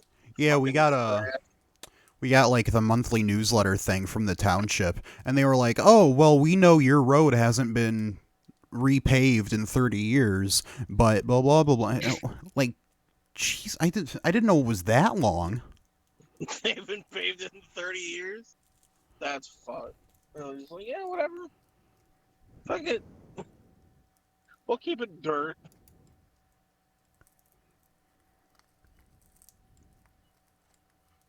So you get like a week? Is it monthly or weekly? Did you say monthly? For what? Oh, The township thing. As far as I know, it's monthly. Then there's a weekly one you didn't sign up for. Yeah. Yeah. No, if I was to help you out with the subscription-based Adobe thing, would you use it? Hell yeah. Okay. Because I was thinking, since I do want you to have better software, and I can't exactly afford it right now, I was going to help you out with the subscription stuff. Mm-hmm. So, is your bank connected to your Facebook? No. Okay. I'll have to send the money some other way. I have Venmo. Okay. I think. I'll download Venmo and I'll figure that shit out. It's not that hard to get the trick of Oh, it's Venmo. not? Nah. Okay. I was worried it was going to be like super complicated, but I downloaded it and it's like really easy. Yeah, I talked to Damon about it earlier. I was like, you know what? Noah should have a better editing software. That way you can actually like do stuff other than what open source is allowing you to do. And it's like I would get it myself, but Well, you don't have stable income. Well, yeah, I don't know when I'm going to be going to work next. That's what I'm saying. That's why I like to help out, Damon Beck, whatever. And plus, I'm in the middle of Rika, stay out of the garbage. Don't even think about it. Don't, nah. I see you over there. There's nothing in there aside from Amazon packaging anyway. Don't touch it because you're going to get the Rona. But, yeah, so I don't know when I'm going to go to work next, and I'm in the middle of doing the transfer program to a different university through the community college, so I could be getting less or more financial aid. The only thing I know that I'd be getting... Rika? The only thing I know that I'd be getting paid for is being editor for the newspaper, but that's only like 10 hours a week for minimum wage, and I get paid every 2 weeks. Yeah. So that'd be like $200, $300 a month, which barely covers phone bill and car insurance. Which, as I said, I don't mind doing the subscription stuff. I don't mind covering it a month until you're like, nah, I don't want it anymore. Because, like, if you just, like, send me the money, I can do it through a student account, so it would only be $20 a month rather than the $50. Yeah, see, that's what I'm saying. I would be a little sketchy about 50. Exactly. Like, do I really want to pay $53 a month for, right?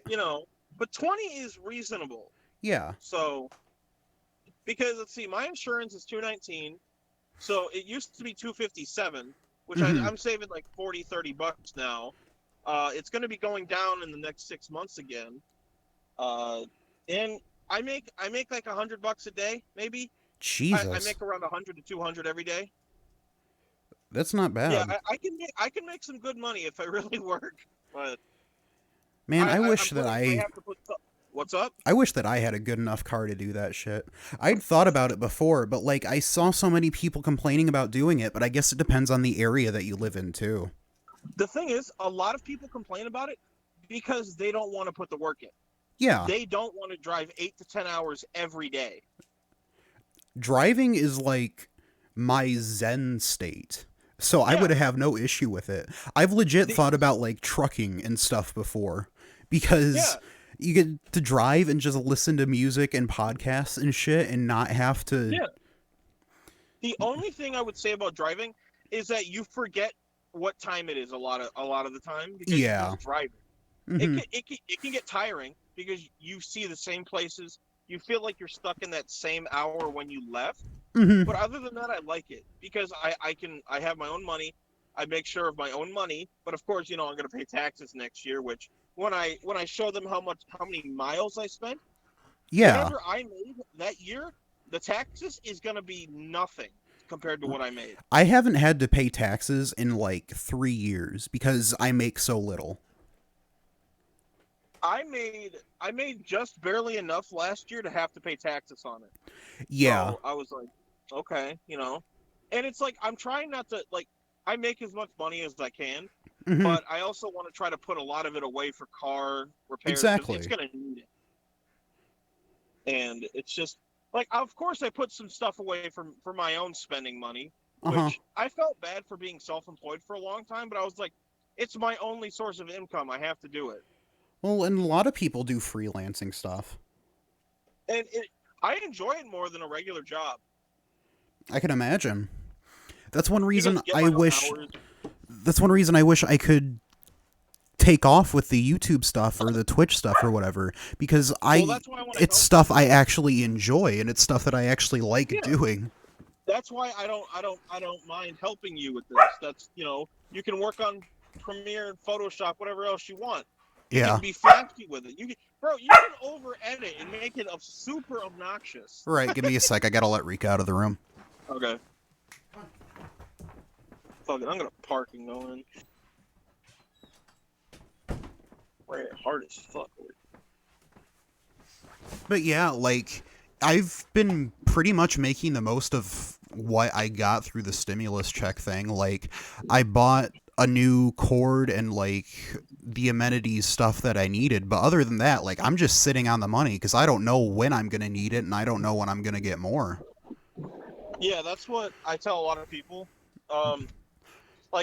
Like Becca was like, oh yeah, I want this, and Damon's like, oh, I want this. It's like, you gotta, if you have money that's not stable or it's coming in all the time, right? Spend it. I got a few books, but I mean that was 12 books for $20. Yeah. It's not I understand when the only person, of course, the only person I have a problem spending money on is my father. Right. Because he gets his own shit every month. Mm-hmm. So it's I work hard for my money. I should have whatever I should be able to spend it how I want. Yeah. Because I beat the hell out of my car every day. But see, if you're gonna do stuff like this, Noah, get a Focus. Mm-hmm. They last exactly. forever. Mine's on 200. It's still ain't got no problems yet. Yeah, because mine's a 01 Taurus, so yeah, it's not. Oh yeah, Taurus. I mean, Tauruses are strong. It's just they burn some gas. Exactly. We just had to jump start my car today because I haven't turned it on in 3 weeks because I don't go anywhere. The only place I go is to pick up prescriptions, but I have to take my parents' car because I have to go through the drive-thru and my driver's side window doesn't roll down. Oh yeah. So. What do you got prescriptions for? I have my lisinopril, which is the blood pressure, and then the depression and anxiety ones. And I'm on vitamin D pills now because I just don't go outside. I should probably get a vitamin D pill. No, I drive. So that's not all the time. Yeah, it sucks because I want to start working out outside more again, but every time I get the motivation to do it, it's a shitty rainy day like this. And then the next day will be a good sunny day, but my mood and my energy is so low from the shitty rainy day before. No, it's hilarious that, today I was like, all right, I'm going to get a good work day, and then it just rains to hell. Yeah. Come on. So, I'll be back. I gotta go pick up this person's order. All right.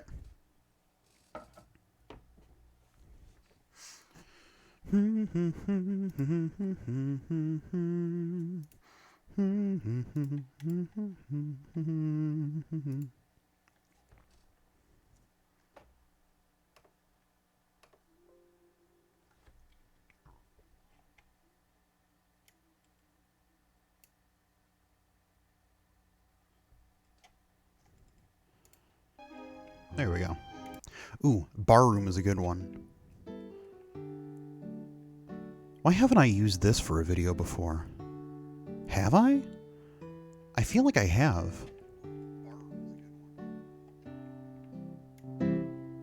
There. That's good.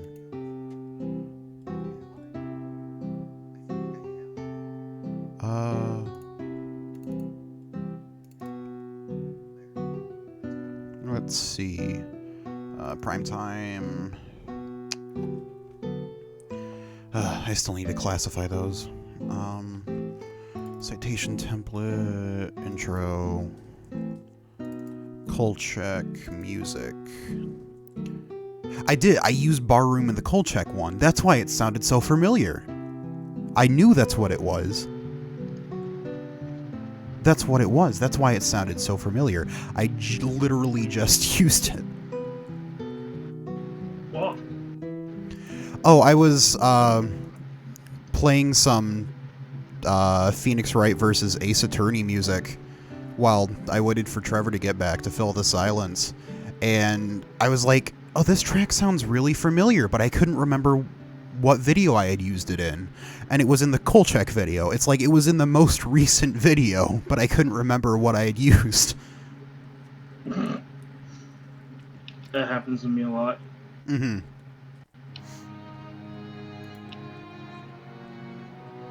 I wish I could use more, like, Professor Layton music, but it's so moody that I can only use it for, like, more impactful stuff. But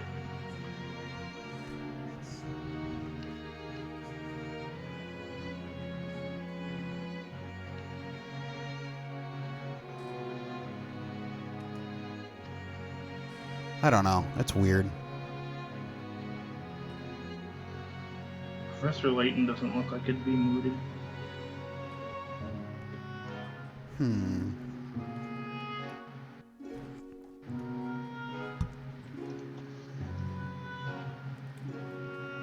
God, I hate these cans. What cans? Oh, I was talking to Trevor. I'm taking vitamin D pills because I have vitamin D deficiency, but I've also just been drinking like a shit ton of pineapple juice. But you can only buy them in like these small, tiny cans. I don't even know what size they are. I don't know, whatever 177 milliliters is. It's like one of those... It's not a regular Coke can, but you know, like those miniature Coke cans? Yeah. That's what it's like. Except, like, the label is printed on, like it's like a water bottle label, which is even weirder, because then when you put your mouth to the can, your lip is on paper. That's weird. It's really good, but I mean, it's literally just straight up pineapple juice. Like... And how much is it? They come in 6-packs.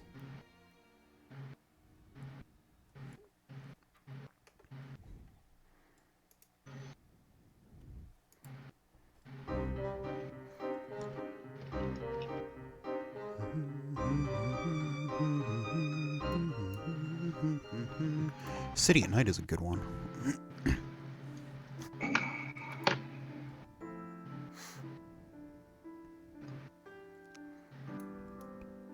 Let's see. The Great Purge of 1970-1971. By the end of the 1960s, the hillbilly vogue seemingly had reached its end. The country lost interest in Appalachia as a problem region. The war on poverty was increasingly billed as a disastrous waste of money and resources, and rural poverty once again faded from public consciousness. Christ. Appreciating this trend, Mountain Dew dropped its hillbilly advertising campaign in 1969. On television, the ratings for most rural comedies, the Beverly Hillbillies included, fell so dramatically that only Mayberry RFD, a sequel to the Andy Griffith Show, was in the top 10 shows of the 1969-70 season, and none remained in the top 25 rated shows by the following year. Nonetheless, rural-based shows remained popular with millions of Americans, and CBS remained the #1 network. The new CBS president, Bob Wood, however, realized that the network was faring poorly with most big city viewers and saw the audience for the network's rural-based shows were now composed almost exclusively of children, the elderly, older blue-collar workers, and folks in rural and small-town locales. Huh. The least desirable viewer demographics for attracting advertisers. I don't know, wouldn't having children as viewers be like a good demographic? Yeah, I mean, considering, you could easily get them to buy shit. Right. CBS had also gained such a reputation for rural programming that, according to a perhaps apocryphal story by Buddy Ebsen recounted years later, network head William Paley's wife was greeted by friends at a posh New York restaurant as the wife of the owner of the Hillbilly Network. Thus, with Paley's full backing, Wood made a move beginning in the spring of 1970 to purge every rural-based program from the CBS lineup. As Green Acres regular Pat Buttram lamented, they canceled everything with a tree, including Lassie. By 1971, CBS had made the turn toward relevance and was broadcasting programs featuring young people with 60s values such as All in the Family, The Mary Tyler Moore Show, and a year later, MASH.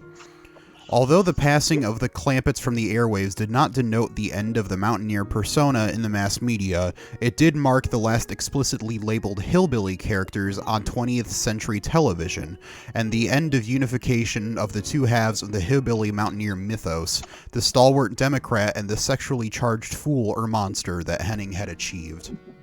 Huh. Part-time on Tyler Perry. Oh, God. He has had TV shows, hasn't he? Yes. Didn't Medea, like, start off as, like, a play or something? I thought Medea started out as a joke. What? No. Was it an episode? Wasn't there an episode of the Boondocks with Medea in it or something like that? It's a confused man. Yeah, there's an episode of the Boondocks that Tyler Perry shut down the Boondocks because of it. So I thought Meet the Browns first had Medea in it. Hang on. Where did... Like, I know I've seen the episode before.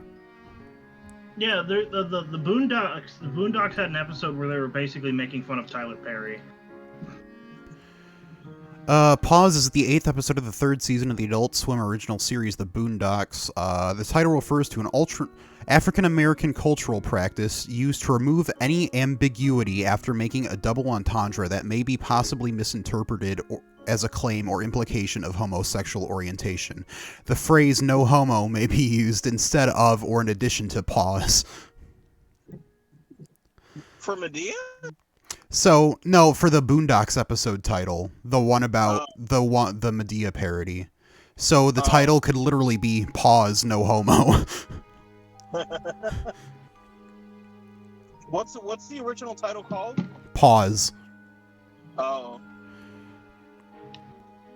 As a struggling actor in his youth, Robert is excited at the opportunity and declares in his intent to give Winston, quote, "everything I've got."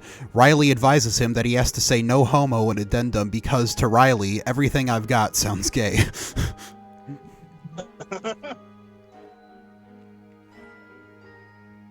Yeah, aren't they remaking the Boondocks? They were supposed to. I don't know if they're doing it, especially now that Granddad's actor passed. I think it was like HBO or something. Actually, I can just go to the wiki page. Alright,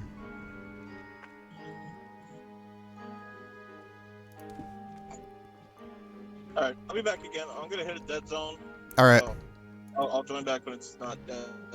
Alright, you're good. Not the film spin-off. I want... Where is it?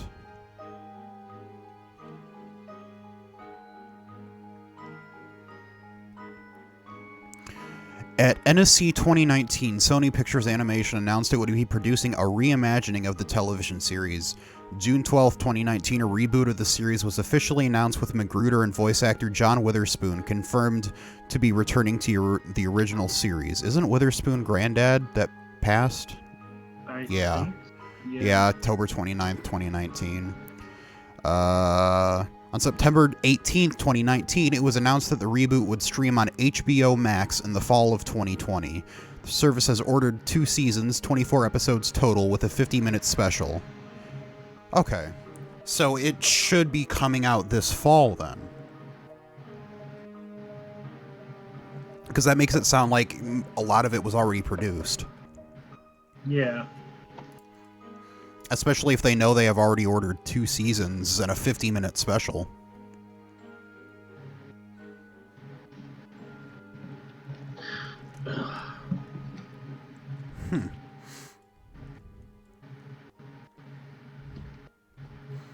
And then, yeah, you got the controversy. Tyler Perry was reportedly infuriated by his depiction in the Season 3 episode Pause, although he has officially given no response. The episode stars Winston Jerome, a parody of Perry, a closeted cross-dressing cult leader whose love of Christian faith is a mask for his true sexuality, in what the Los Angeles Times described as one of the sharpest public criticisms of Perry.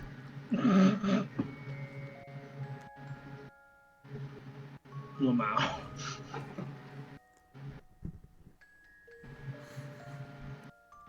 I remember the Kickstarter for the live-action film that never got made.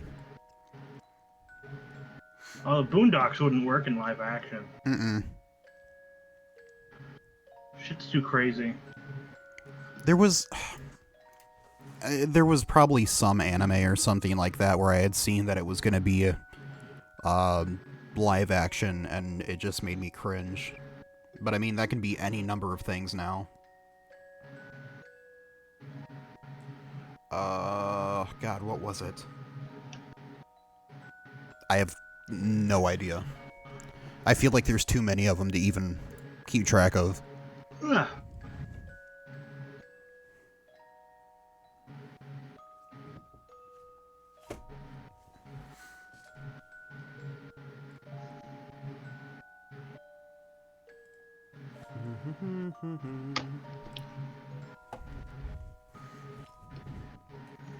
Let's see.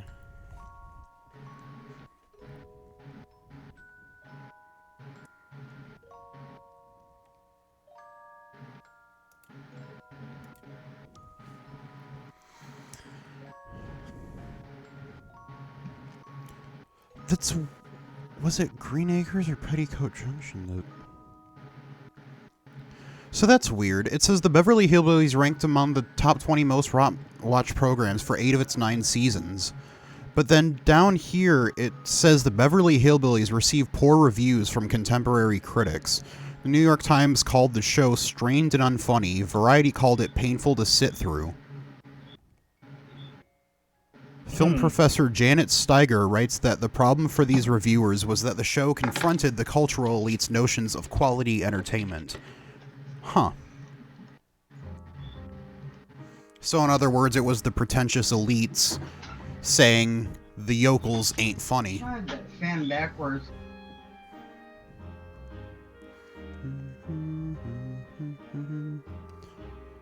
Jed back in his old homestead of Bug Tussle, having divided his massive fortune among Ellie Mae and Jethro, both of whom stayed on the West Coast.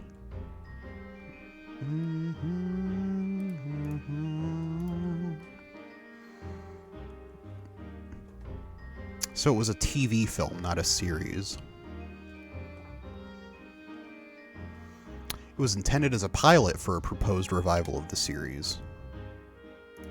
Gotcha.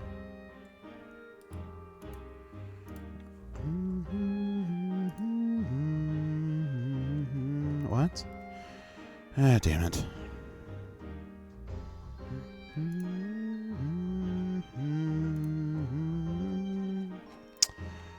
I'll bookmark this for later.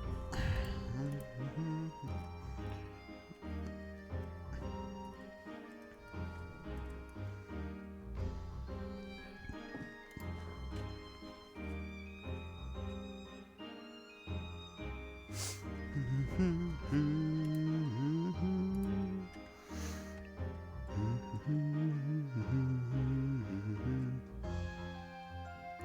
Rural Purge.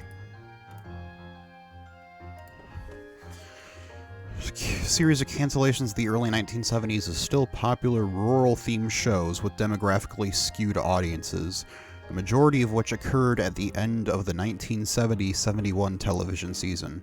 In addition to rural-themed shows such as Mayberry RFD, the Beverly Hillbillies, and Green Acres, the cancellations ended several highly rated variety shows that had been on CBS since the beginning of television broadcasting. Oof. CBS saw a dramatic change in direction with the shift, moving away from shows with rural themes and toward more appeal to urban and suburban audiences. Jeez.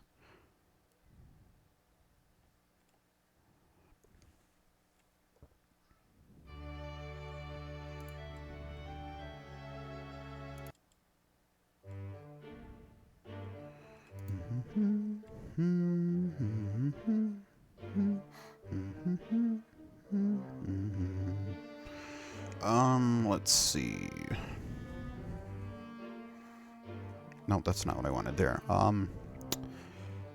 Gomer Pyle, USMC. Was the first of the rural-based shows to leave the air, not due to its theme, but to Jim Nabors' desire to move on to something else.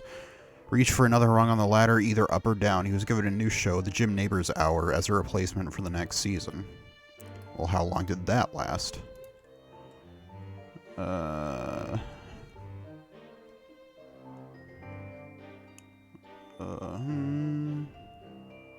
2 seasons.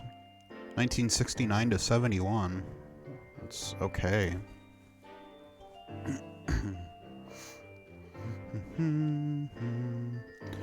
The first of the cancellations was The Red Skelton Show, which had finished the 1969-1970 season as the number 7 show. It had fallen out of the top 30 by 1971. Success of the Mary Tyler Moore Show, All in the Family, and newer, more urban variety shows such as The Carol Burnett Show in 1967 and The Flip Wilson Show in 1970 allowed cancellations of most of the undesired shows at the end of 1971, despite their high ratings and popularity. Both Green Acres and the Beverly Hillbillies had dropped from the Nielsen Top 30 by the 1970-71 season. Both shows continued with their respective time slots and had a loyal following, warranting renewal for another season. Huh.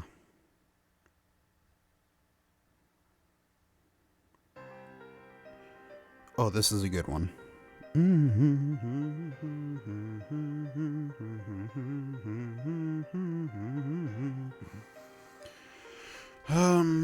Let's see. Non-rural theme shows canceled by CBS included sitcoms Family Affair and Hogan's Heroes in 1971.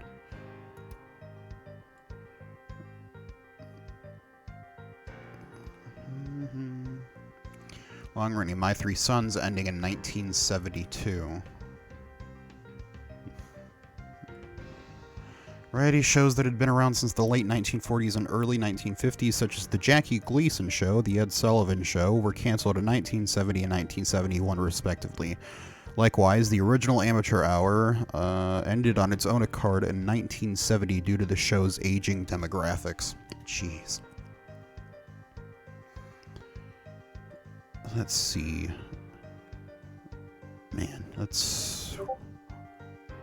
1, 2, 3, 4, 5, 6, 7, 8, 9, 10, 11, 12, 13, 14, 15, 16, 17, 18, 19, 20, 22, 23, 24, 25, 26, 27, 28, 20. At least 29 shows were canceled because of the rural purge. Jeez. That's... Oh, man. That's rough. Especially since a lot of those were on air for quite a while. There's that quote again. Where does it come from? So why does that... Yeah, no thank you. I'm not following that link. Beverly Hillbillies. Canberry. I'm not trusting that link. Yeah, no. Get in here! Sure programs such as TV. Ginger bastard child. Alice, shut up. Alice! Come here, Oh, this is the book that I have open on this page. Okay. Huh. I highly doubt this news art. Oh! Hell yeah, the news article is still up. Let's get that in the list of sources. It doesn't really pertain to the Beverly Hillbillies, but it talks about the rural purge, which saw the fall of the Beverly Hillbillies. The purge. 40th anniversary celebration of the Waltons.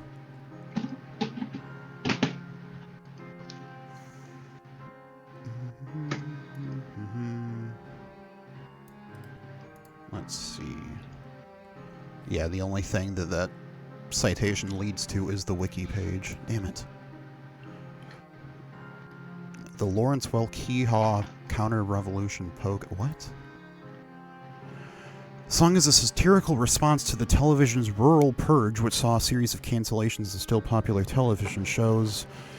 In favor, blah, blah, blah. 2 shows mentioned in the title throughout the song, Hee-Haw and The Lawrence Welk Show, were among those canceled by their 1971. Huh.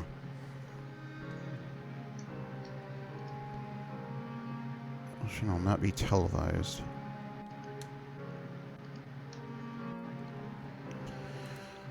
Pat Butcher.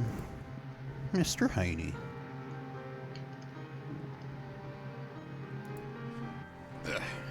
Let's see. Silverman replaced much of the canceled programming in 1971 and 1972 with relevant fare. Following All in the Family were its many spin-offs, including Maude and the Jeffersons. The Jeffersons was a spin-off? Following the success of the Mary Tyler Moore Show, the series production company MTM Productions would develop the popular Bob Newhart Show. MASH was added to the network in 1972, placing it in the top 15 shows for 10 of its 11 seasons, and eventually aired the most watched single episode of any U.S. television history during its 1983 finale.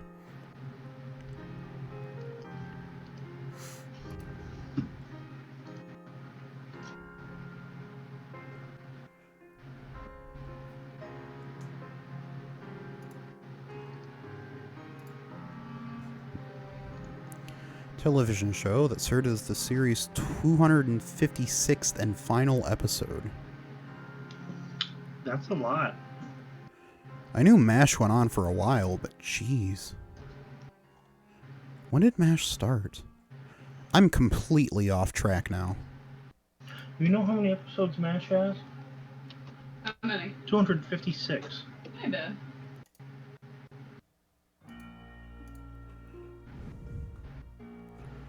Suicide is painless. Where Bring is... many changes. And I can take or leave them 1972 to 1983. So essentially a decade-long run. Damn. People really love MASH, huh? MASH was good. I'll fight anyone on that. Lasted a decade. And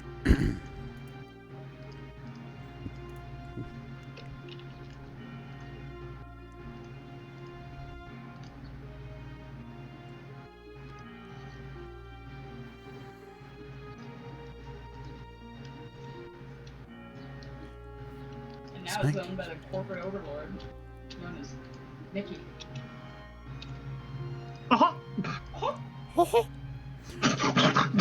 1981, and the Reagan administration is desperate to solve the energy crisis. They dispatch Jane and her obnoxiously stuffy boss, C.D. Redford, to search. Sound like Mickey Mouse carving on a hot dog.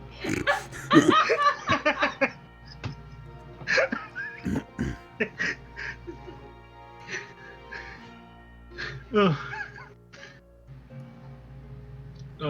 Did Trevor just disappear, or did you say when he'd be back? He said he was grabbing somebody's food. He was yeeted into the shadow realm. Yeeted into the dead zone. Whenever he's gonna get home. Yeah. Because I got Tabletop downloaded now. Oh yeah, Becca. We're gonna be playing Tabletop Simulator. Uno? Oh, please. Uno? Please. Uno? Uno! Yes. Homebrewed White Lightning. Damn, this will be your child. She looks dead. She looked at you the moment you said that.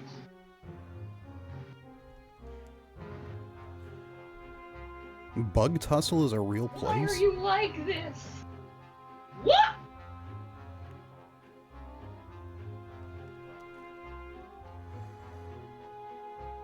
(1993) Ebsen, Douglas, and Bear reunited on screen for the only time in the CBS television retrospective special The Legend of the Beverly Hillbillies, which ranked as the 4th most watched television program of the week.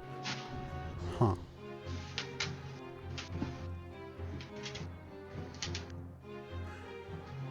The Legend of the Beverly Hillbillies special ignored several plot twists of the TV movie. Notably, Jethro was now not a film director, but a leading Los Angeles physician. Critter-loving Ellie Mae was still in California with her animals, but Jed was back home in the hills, having lost his fortune stolen by the now-imprisoned Baker Drysdale. Probably. Nancy Culp had died in 1991 and was little referred to beyond the multitude of film clips that dotted the special. The special was released on VHS tape. Oh. Is there any film of this? F in the chat. Which one? Yes. What was that? F in every chat? Mm-hmm. F in every cat. What are you, Shane Dawson? F in the cat, guys. F in the cat. No.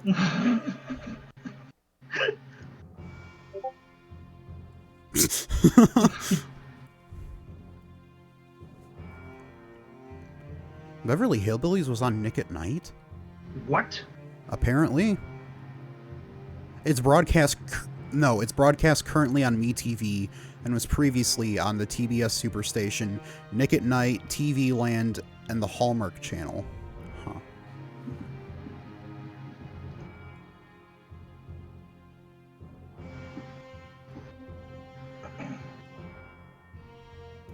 I didn't.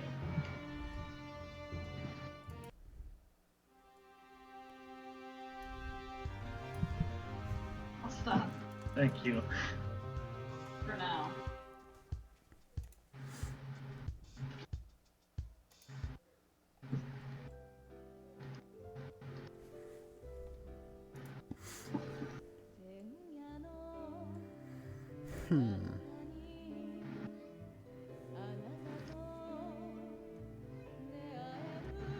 Why do I still have the list of MASH episodes open? Because you love MASH?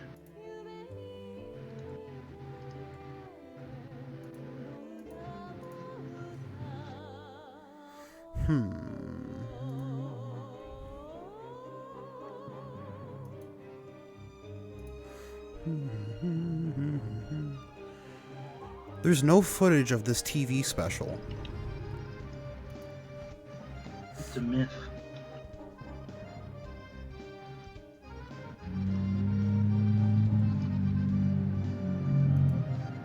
The hell was that? Car.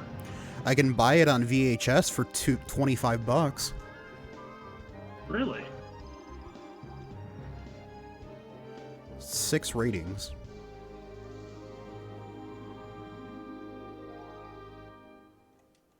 Huh.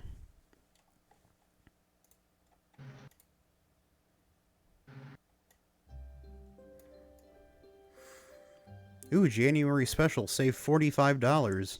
Includes all this: a 40-inch, 16-gauge steel galvanized tower, Alliance U100 auto rotor, a Winegard Super Colortron UHF TV antenna, the antenna that works anywhere, plus a written 2-year warranty on antenna.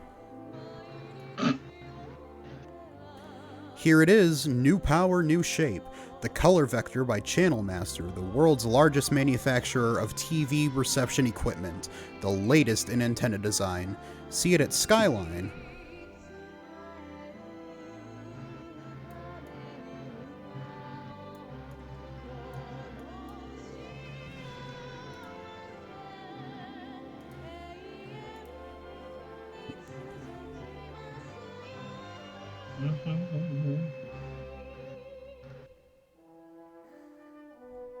I hate that this is listed in the thing of spin. A parody is not a spin-off. A parody is a parody. Yeah.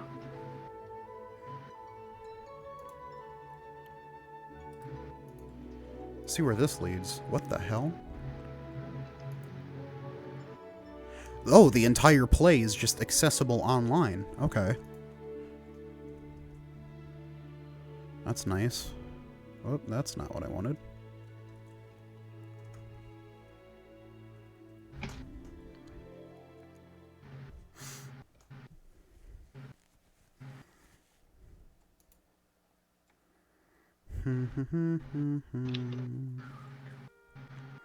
I didn't know the Beverly Hillbillies had a comic adaptation. I'm sorry? Yeah, I searched for it earlier.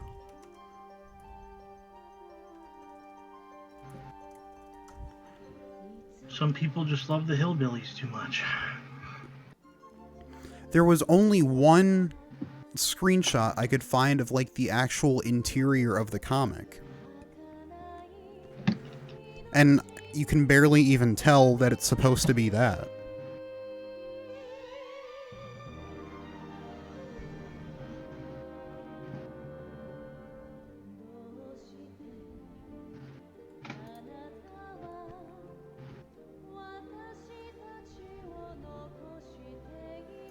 This is probably the best resolution screenshot that they have.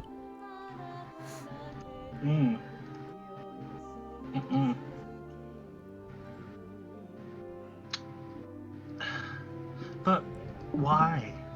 I don't know. Like, was it really that popular? I mean, yeah, like I read earlier, what was it? Ranked among the top 20 most watched programs for 8 of its 9 seasons, twice ranking as the #1 series of the year. 16 episodes among the 100 most watched television episodes in history. What the hell? Robot. Wowee, when the Clampets babysit for an over-friendly robot, all tarnation breaks loose. This must be when it fell off. Here she is, folks, our own hand-built house. What? Looks a mite foot built to me. Hold up. Are they actually... They're seriously using real... Come... For fuck's sake. It's like, I think they're using, like, publicity photos or something for the covers. Because obviously they're not for the actual interior. Jed's got $40 million, but Granny's got the sense.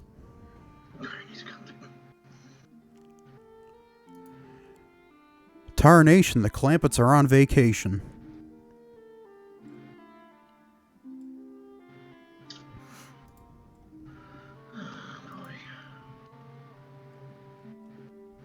Yeah, these have to be, like, publicity photos or something. Beat the drum. Come on, get hip.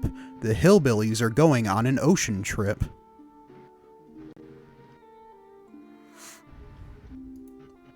I'm about to go on an ocean trip. The mountains shake, rattle, and roll when Granny learns to ski.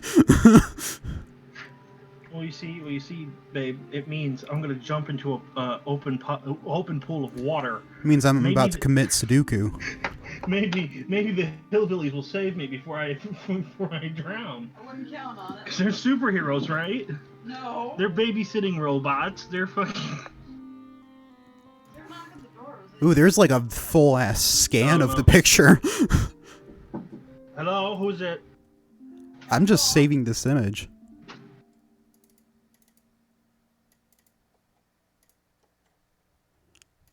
Oh my god, I love that.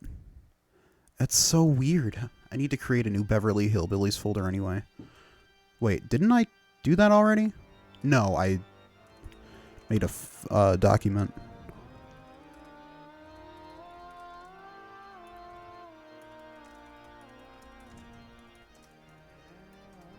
There we go. Jeez, that's so weird.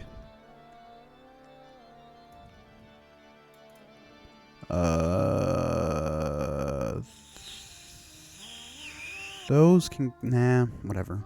I'll leave it for right now. When us Clampets go treasure hunting, just look out.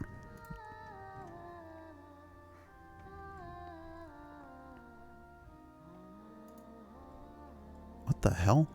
What does that have to do with anything?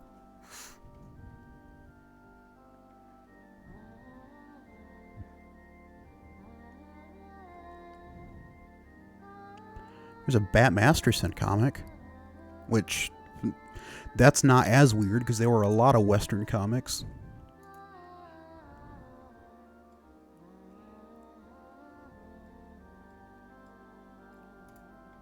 Huh. Hill Country Cousins come a-visitin' and set Beverly Hills on its ear. And then there's Marvel for some reason.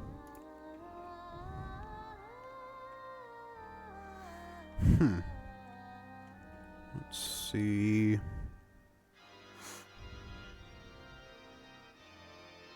Beverly Hillbillies Comics Collection.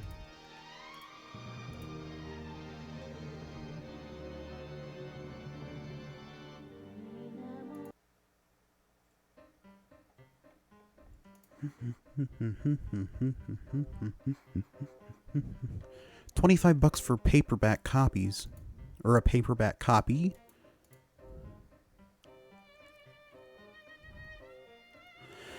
Yes, it's Granny, Uncle Jed, Jethro, and Ellie Mae in their own comic book series. It would be foolish to tell you who they are or why you would love to read their adventures. You already know all that. Maybe you didn't know that they had their own comic book in the 1960s and that we're publishing the first 4 issues individual and in a 1-volume collection. What? The hell? Oh, my chair. There we go. It's locked in. There we go.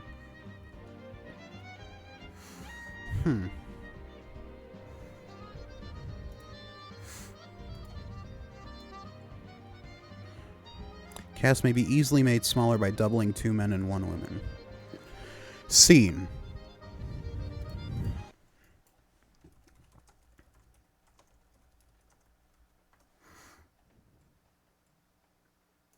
Oh, perfect.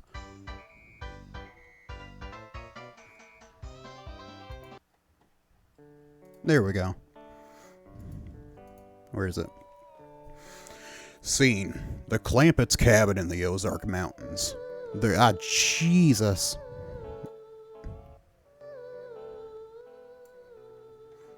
I don't know if that's too loud for you, but it's too loud for me. Let's see. Are the Clampets in the Ozark Mountains? Here, I'll do it. What? I'll put my Hold finger on. up.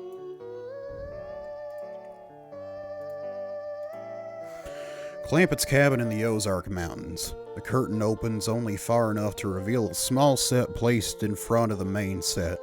It is the sit-in room, kitchen, dining room of a crude but comfortable cabin. Wooden walls here and there decorated with calendars or pictures clipped from magazines.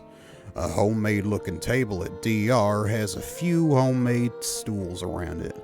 A window at sea is draped with a flour sack or burlap material and overlooks a magnificent view of wooded hills. There's an old-fashioned rocker left of the window. Another stool beside it serves as a table. At LC, there's an old-fashioned wood stove with a stovepipe.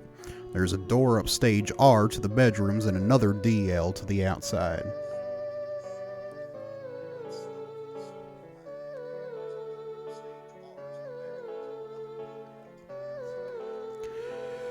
At rise of curtains, Granny is in the rocker sewing. She is a spry and snippy elderly lady. As the curtain rises, she sets down a sock she has been darning and takes a pair of ripped and torn overalls from a sewing basket by her side. Darning. Skill or activity of mending a hole in knitted material by interweaving yarn. Huh. She shakes it out, looks at the damage and sighs. As Jed Clampett, a tall, honest, but naive middle-aged man, enters DL, carrying a shotgun. He heads over right. Jed, you got something to do about that young un of yours? How'd that happen? You fighting with a bobcat? Get hurt? I reckon so. I went limping off on 3 legs. I swear I don't know what to do about that girl. Well, the first thing to do is get her into a dress. She's getting too big to be wearing men's duds. She holds up a man's shirt from her sewing basket. Looky here, she popped the buttons off her shirt again. Well, Ellie Mae carries herself proud, with her shoulders throwed back. It ain't her shoulders that's popping these buttons. Jeez, what? When was this written?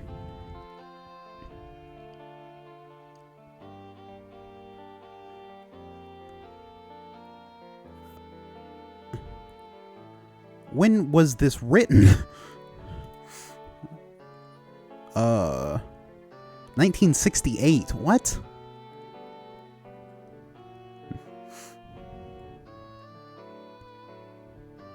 Really? So the play was written while this show was still on air?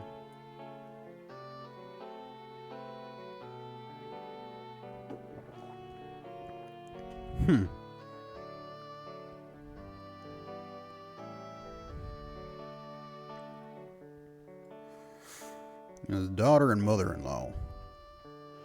Wait, who's Jethro again? Isn't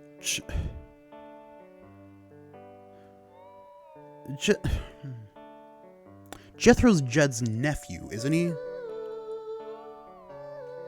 Yes. I think so. Where's Jethro? Jethro Bodine, the brawny, half-witted son of Jed's cousin, Pearl. Son of your cousin would be...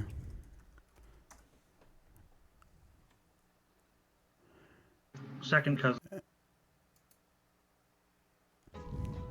Is that what it is?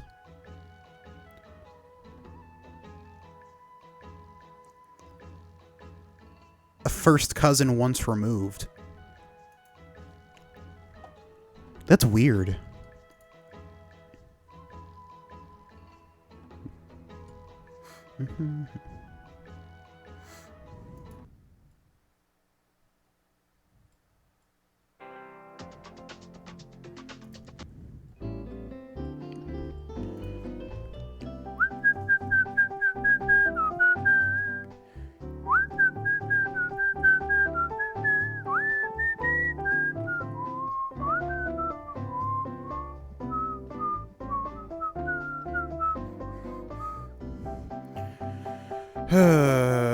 The series generally features no country music beyond the bluegrass banjo theme song, although country star Roy Clark and the team of Flatt and Scruggs occasionally play on the program.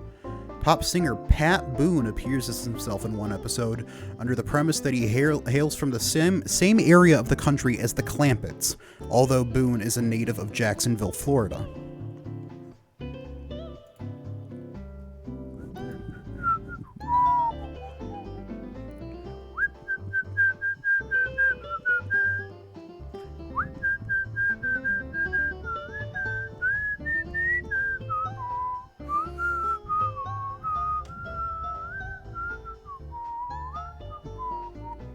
This shouldn't be in there. It's a parody, not an adaptation. It would be like... listing Spaceballs as an adaptation of Star Wars. It is, though. It's not an adaptation, it's a parody. It's an adaptation of Star Wars. I'm sorry to tell you, man. It's an adaptation of modern Star Wars. Yeah, it...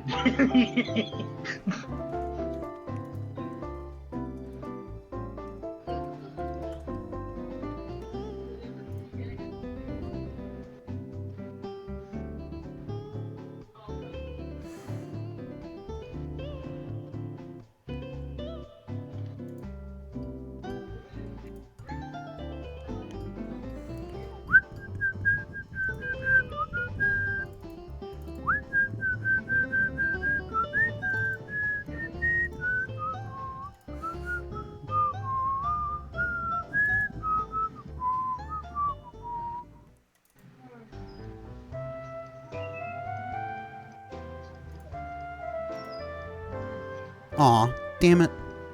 What? I found a link to, the Beverly Hillbillies game, and I downloaded it, but it won't work, but I can just run DOSBox through my browser. Hell yeah.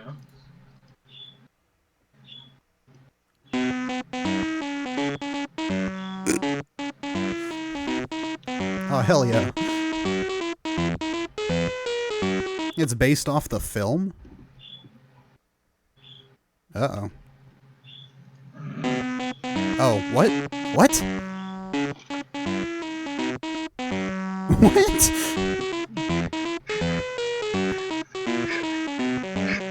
What is going on?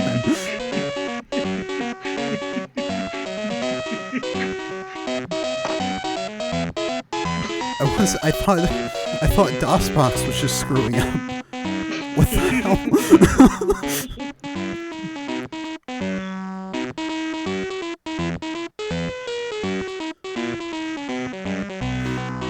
I'm just mesmerized. I'm assuming that's Fucking Jethro. wonderful world of the fucking Beverly Hillbillies. There's Ellie Mae.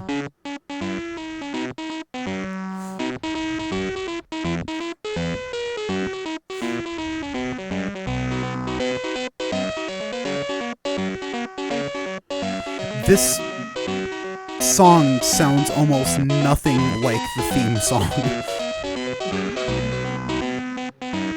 I mean, you only It's have looped 8 like 3 times. I think, what, does that 16 or 32-bit? 32, I think. You only have 32 bits to work with. Okay. Not gonna tell me what to do, just...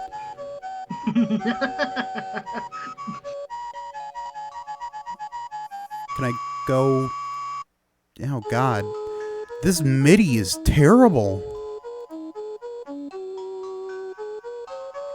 Is that too loud on stream? Oh no, I gotta check. Because it's like blowing my eardrums out. Okay, yeah, But it- that fucking thing's loud. What the hell? Shut up! Oh god. Can I fucking... Give me my mouse back. I don't want it locked into DOSBox.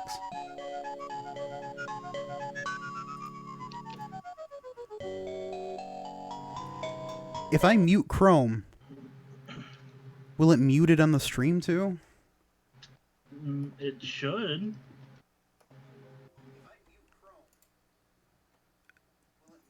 There, I don't hear it. Okay, good. Jesus. Because I want to check this out, but that MIDI is terrible. Unless there's voice acting. Well, shit, now I gotta unmute because I want to see if there's voice acting. Ah, God. Shut up. No, there's not. Ah, God. Shut up. Jeez. So where... What do I do, Granny? What do I do, dog? The only thing I can click on is to go inside. I can't click on this door. I can't click on that door. I can't... What the hell?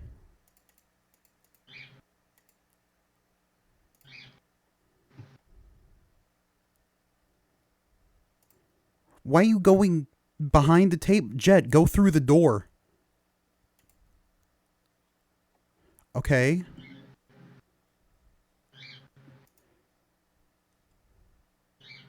Okay, now I'm in the woods. There's a hole. There's a... whatever. I can't even tell what that is.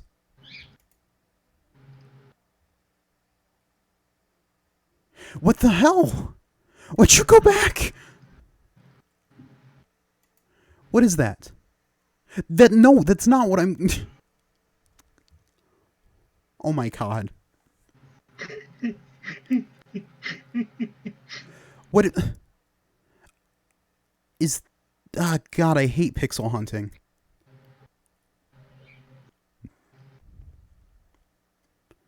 Okay, now I'm just in more woods.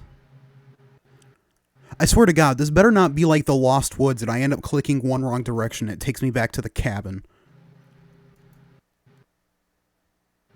I clicked up, Jed. Why are you walking to the left? Oh my god, is this like the entire game? Yes. Where do I go? Granny just said to find a rabbit. That gives me no direction.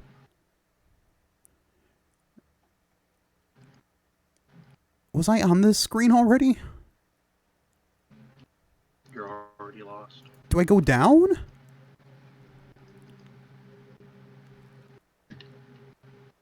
Oh god, it's a bear. Shoot it. I can't do anything. What the... What? Shoot it. Oh, now there's just a man. I walk past the bear, it stands up on its hind legs, and now there's a man. Oh, those kooky Beverly Hillbillies. Have you seen a bear?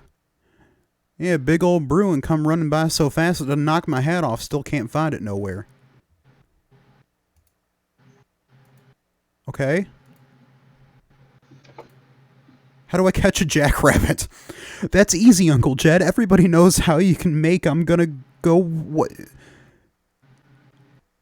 Wait. Everybody knows you can make them go where you want if you come at them from different directions. Heck, he ain't nothing but a dumb old bunny. No match for a genuine genius like you. Yeah, but where is the rabbit? That doesn't answer my question, Jethro. Where is the rabbit? That's a pig. That's not a rabbit. And the pig just attacked me. Did I just die? I just died.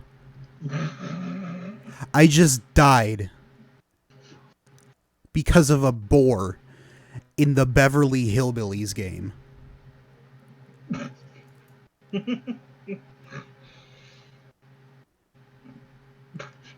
Great, now I gotta...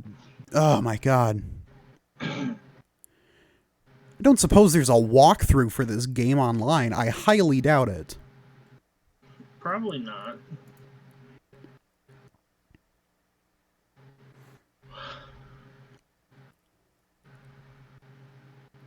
Now, I went the same direction, I think, and now there's a well.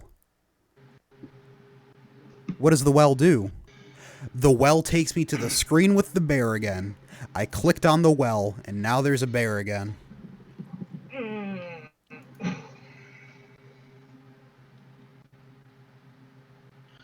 Howdy, Mr. Bear. I'm gonna walk up.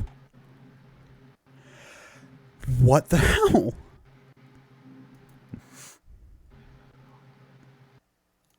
Go move somewhere, Jed.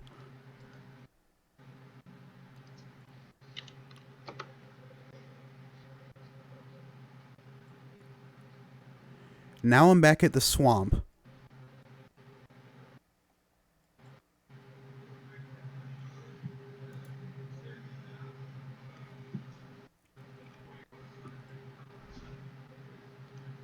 can't tell what's, like, clickable and what's not.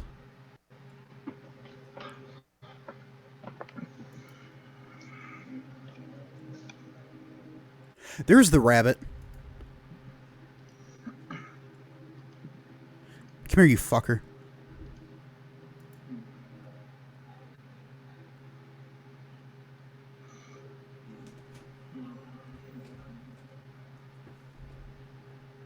Where'd he go?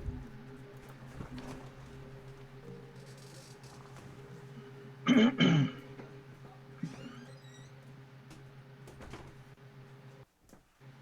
lost the rabbit. Damn it. I found the rabbit and then I lost him. Where the hell did he go?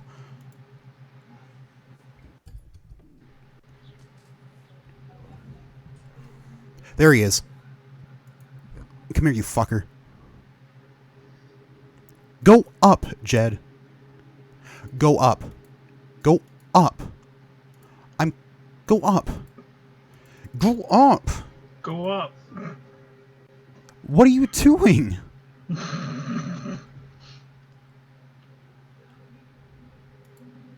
Are you... Can you go back to the other screen? What the hell? What? Give me my... I didn't even click on anything. I didn't even click on anything, and now I'm back at the bear. And now it's walking... And now I died.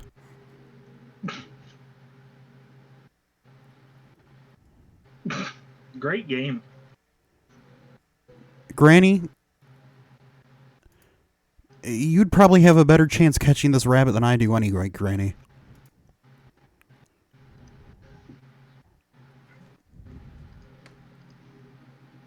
Well, shit. I didn't know that I could walk around using the arrow keys. That would have made this so much easier.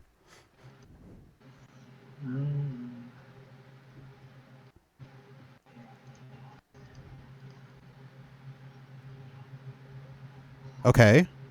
Where am I? And I think it crashed. Or it froze. Nope, there he is.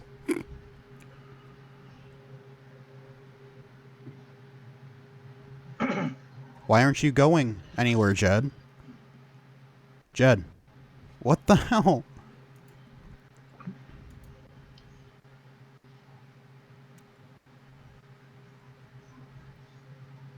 Why am I still playing this?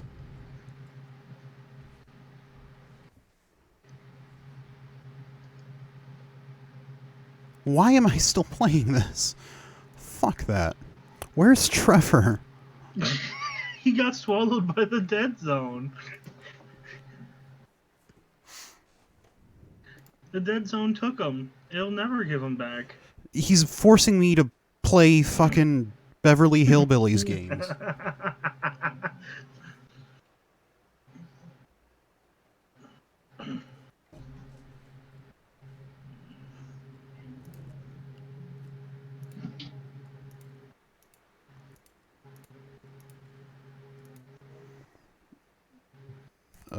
I don't want to research anymore right now anyway.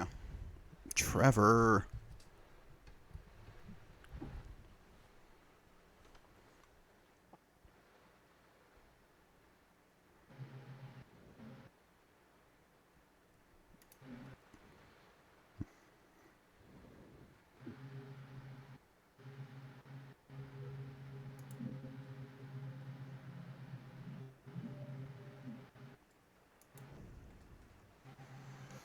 Let's browse the Steam workshop.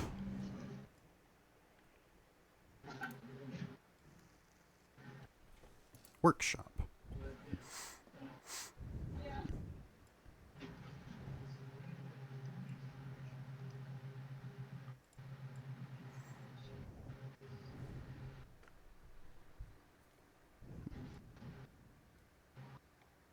Scripting.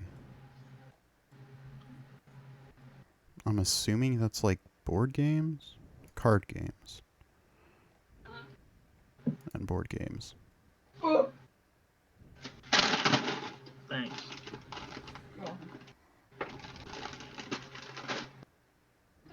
on here. Yes, it does.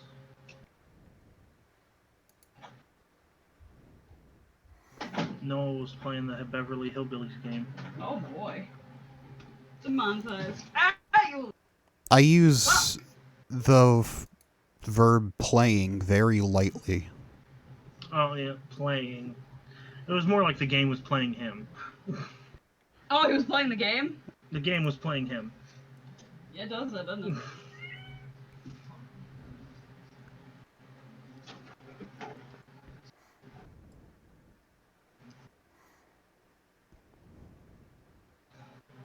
I'm just browsing the Steam Workshop page for Tabletop Sim. Yeah. See anything interesting? Not really.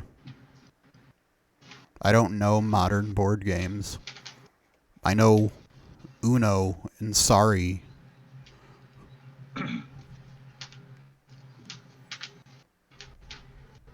Fuck off.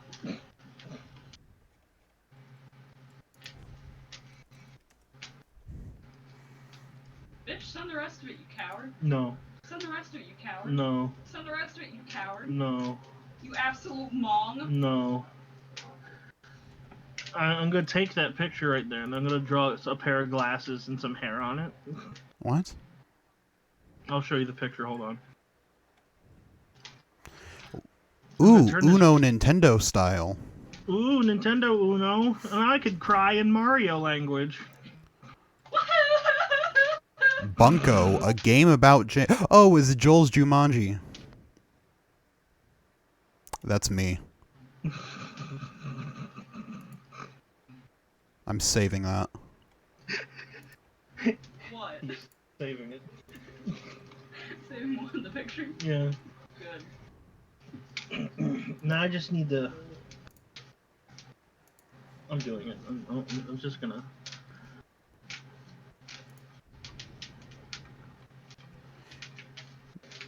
Nice. It's easy. He's your average run. He looks like Joe, but cuckier. Joe looks cooler than That's what I'm saying. He looks like Joe, but like a beta cuck version of him. a simp version of Joe. You right. Stock Uno 52, originally from the Game Boy Advance and DS. What?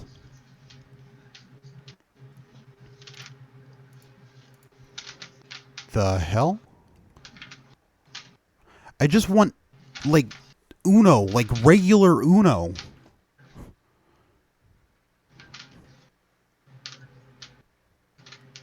Maybe can you give me my phone?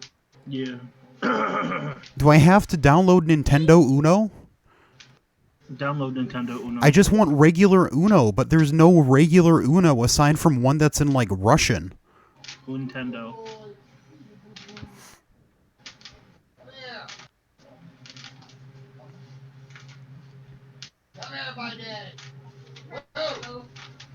I'm out here. Close that door, huh? Maybe. Uno with Hearthstone minions. Uno spin. Spain.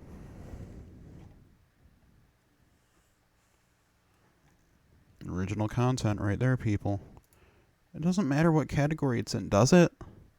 Uno. Uno. You know, like... Uno. Is this Uno? Give me... Uno. Like, Uno. Like, Uno.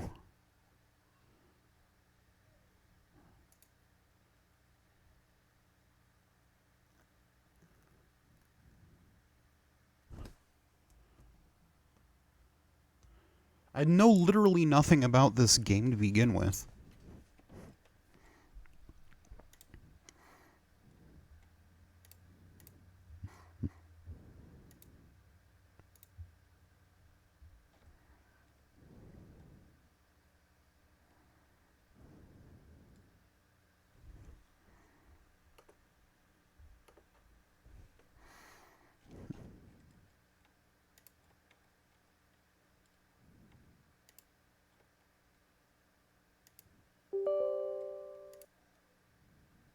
What?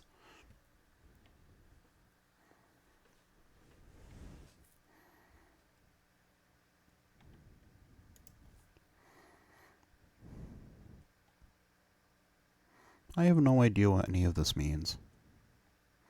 I haven't used Steam in forever.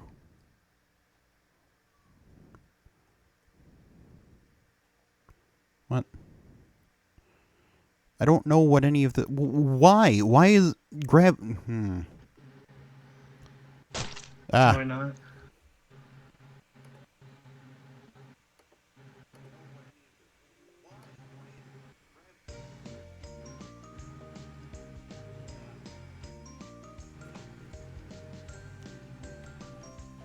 Huh. Quick tutorial. A quick tutorial. Tutorial.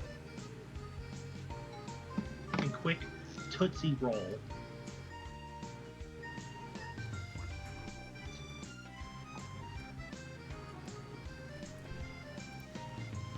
My fan is off the charts right now. What now? So my fan is off the charts right now. Yes, let's play the quick tutorial.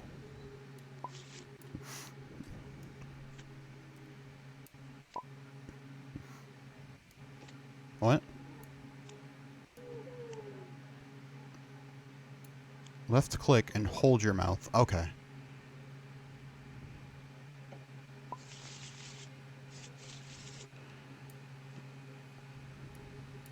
Grab a single card above.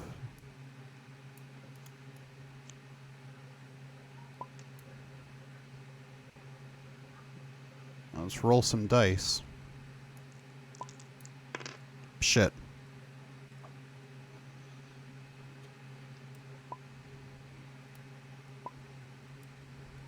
Oh God.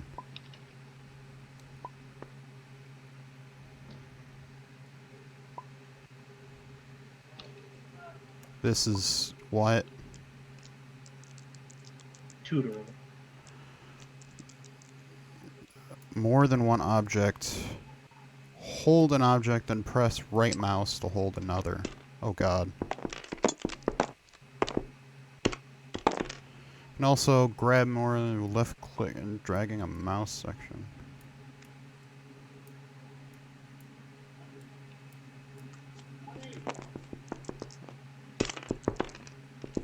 The textual menu has all sorts of options. You can deal cards, name objects, color, tint, and much more. Right click on an object. Oh my God.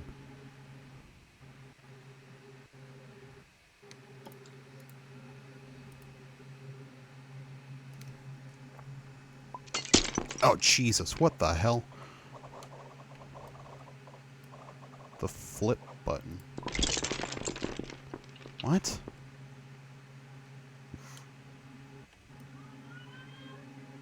What? Okay.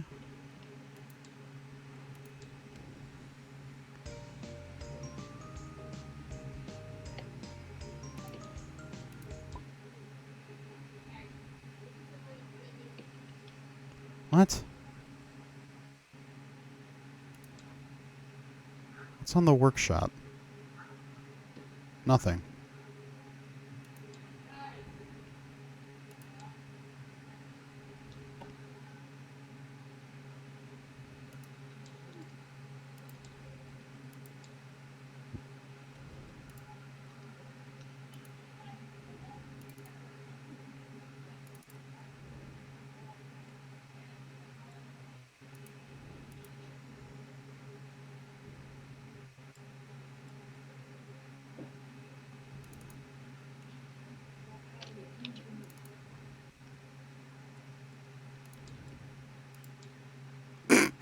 There we go.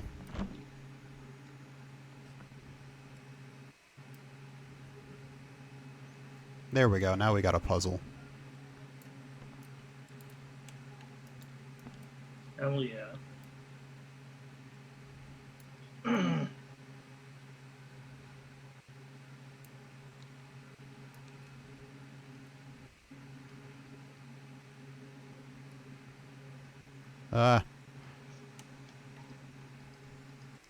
The hell? Oh, I flipped it.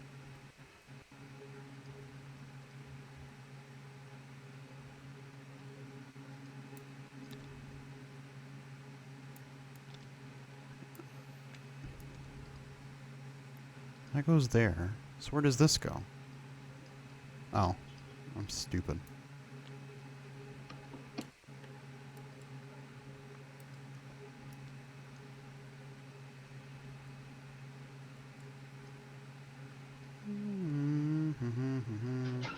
Planned it all out. There we go. I was gonna get my pistol and my hollow point bullets.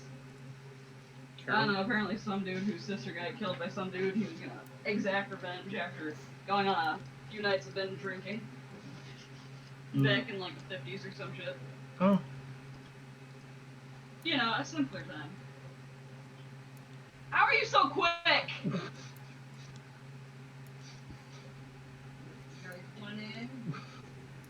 Just take the moon. That's what he's looking at. Did somebody say you take the moon? You take the moon, and you take the sun. Take everything! You feel the breeze in her face. Yeah, nice. Noah, What? that's a nice puzzle you got there. Well, what is hold on. It's the Beverly Hillbillies and their robot. What the fuck even? It's the Beverly Hillbillies and their robot. Get out of my ear. I said back up. What the fuck? No, are you having fun being an old man? Maybe. He said maybe. I'm waiting for Trevor. Yeah, we're all waiting for Trevor What are we waiting? Why? so we can play a game. You'd have to give me my shit! Oh yeah, I know. While we're waiting for Trevor, it gives you enough time. We've been streaming for I like don't want 3 right now. hours. Who's cooking? Not that. Stop looking at it. Stop it! That's not where that goes. That's what she said. You have no right to look at my croissant. Stop!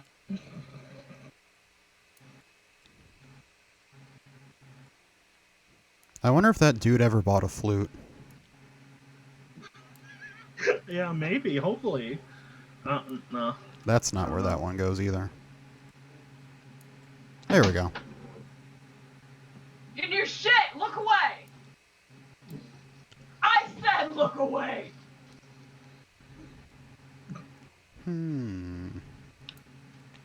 Is that? No, that's not where that goes. I'm stupid. That's one soggy croissant. Did That's somebody one say side, croissant? Croissant. Croissant! Are you gonna finish that croissant? No, I'm not. Oh, the robot's face is almost done. We finish this puzzle. Do we get a special reading? Of what? The comic. I wish. What reading? That was a comic book cover you just looked at. Weren't the Beverly Hillbillies a TV show? Yeah. They were so popular they got comics and games and... Disgusting.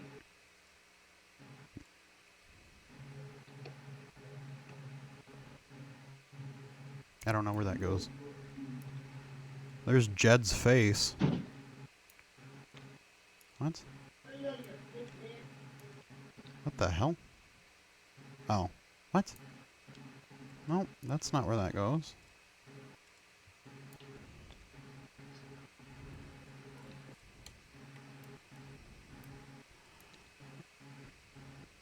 Oh.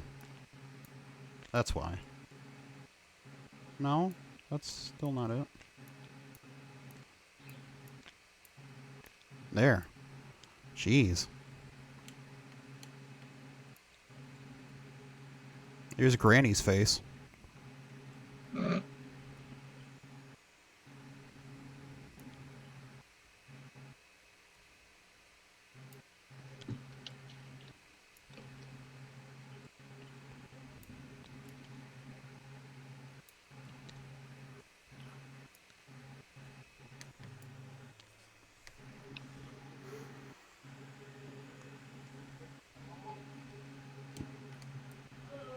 Oh, there's drawers? Oh, they don't do anything.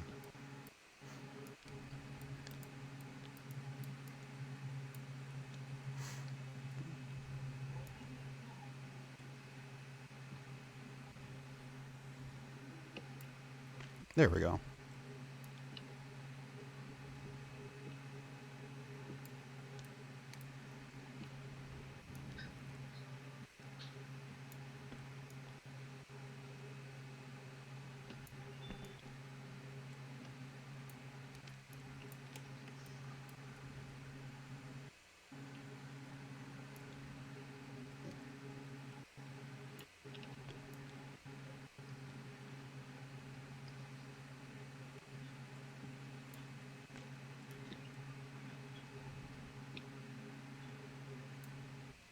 Nope, that's not where that goes.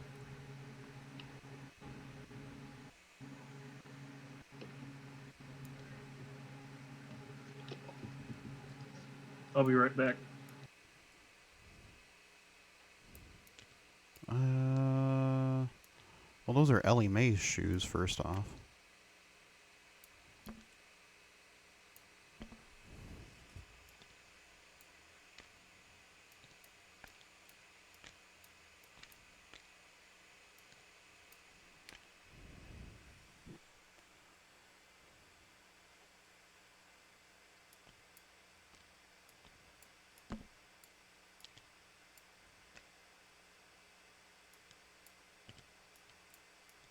There.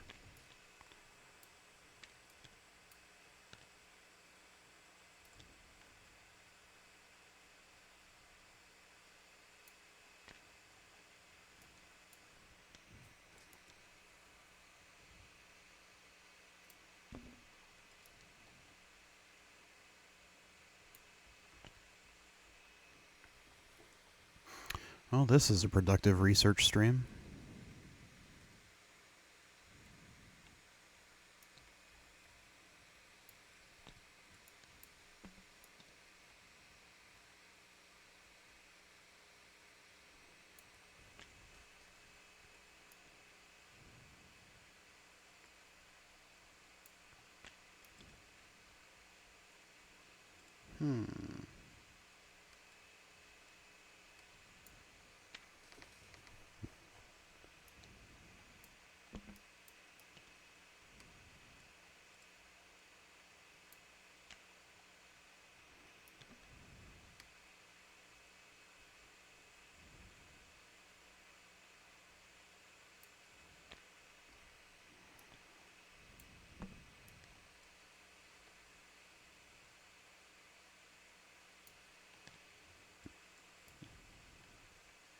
What? Is there still a corner piece missing?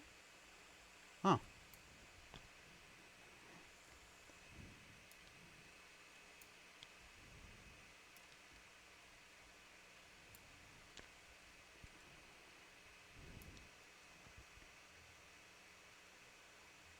That goes there. How did this even start? Yeesh.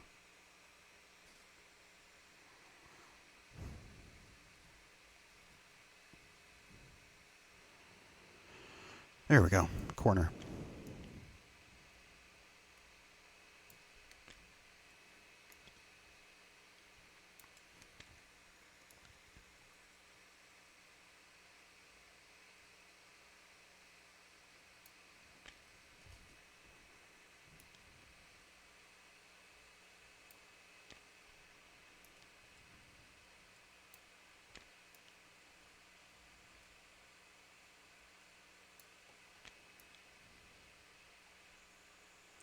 This is riveting.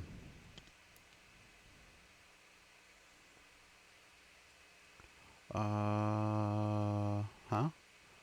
Where?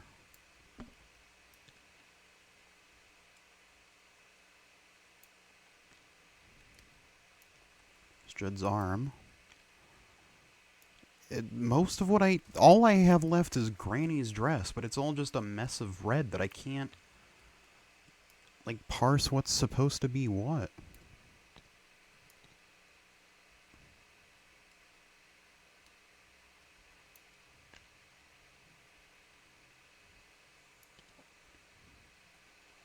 There's the rest of Granny's face.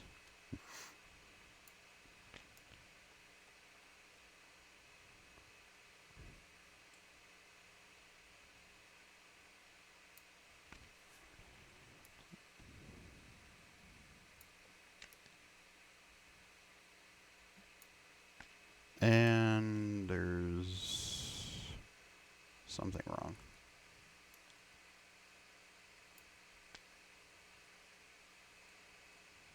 Unless that's right.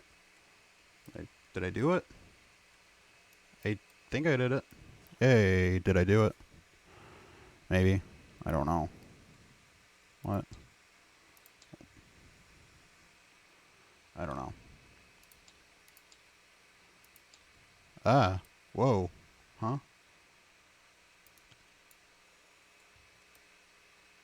Whoa. Ah. Whoops. That's not what I meant to click on.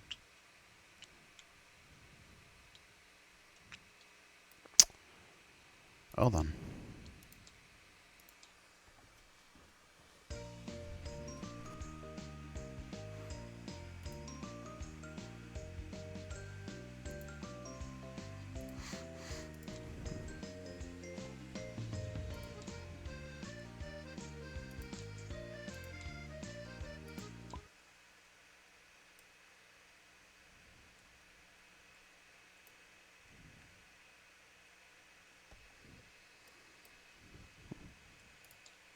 Oops.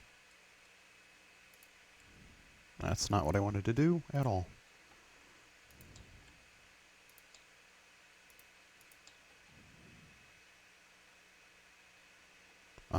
There. Tools. Ooh.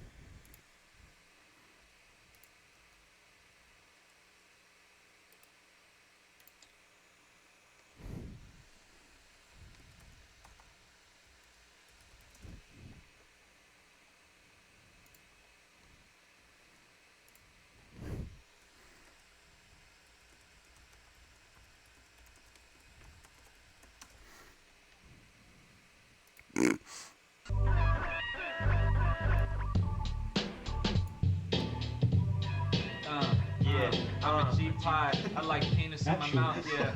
At Cherie's. A Jeep pie. Do you even English, bro? There we go.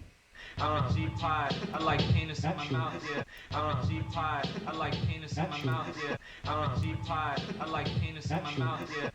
G-pie, I like penis in my mouth, yeah. G-pie, I like penis in my mouth, yeah. G-pie, I like penis in my mouth, yeah. G-pie, I like penis in my mouth, yeah. Anything in these? G-pie, I like penis in my mouth, yeah. G-pie, I like penis in my mouth, yeah. G-pie, I like penis in my mouth, yeah. G-pie, I like penis in my mouth, yeah. G-pie, I like penis in my mouth, yeah. G-pie, I like penis in my mouth. I feel like I'm having a stroke. G-pie, I like penis in my mouth, yeah. G-pie, I like penis in my mouth, yeah. G-pie, I like penis in my mouth, yeah. G-pie, I like penis in my mouth, yeah. G-pie, I like penis in my mouth. You would have been the first person in this house to have a stroke. I like penis in my mouth, yeah. G-pie, I like penis in my mouth. Noah said he feels like he's having a stroke. I like penis in my mouth, yeah. G-pie, I like penis in my mouth, yeah. G-pie, I like penis in my mouth, yeah. Don't hand them the money for the I milk. like penis in my mouth, yeah. G-pie, I like penis in my mouth, yeah. G-pie, I like penis in my mouth, yeah. G-pie, I like penis in my mouth, yeah.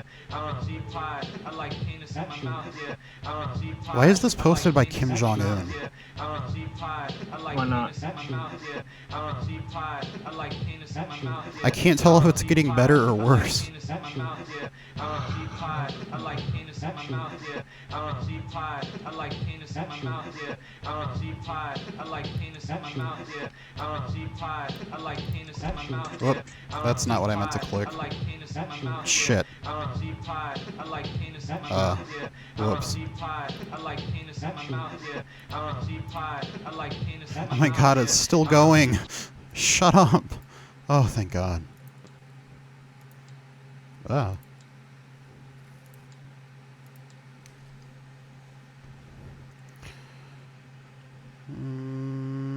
Mahjong.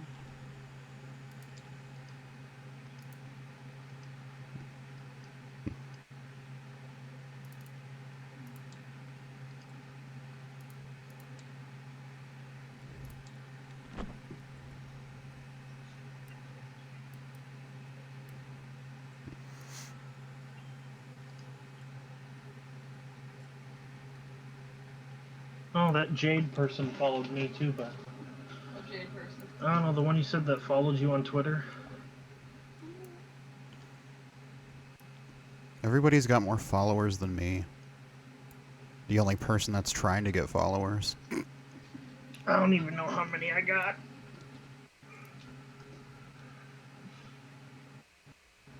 I think I've got like 30. I wouldn't swear to it. Let's see. Let's see, where does this white piece go? I have 28. I have 11.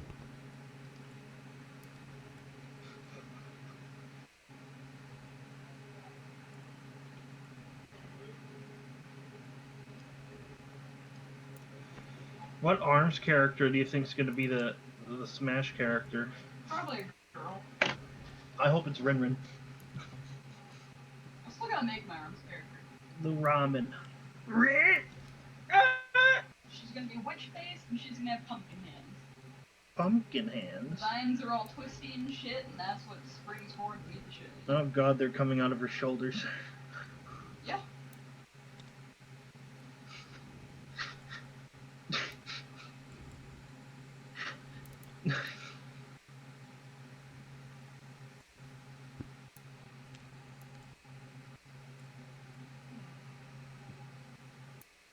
Oh, that's not where that goes.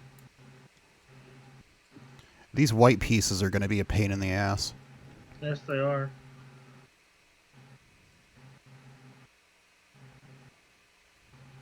Didn't I place this already?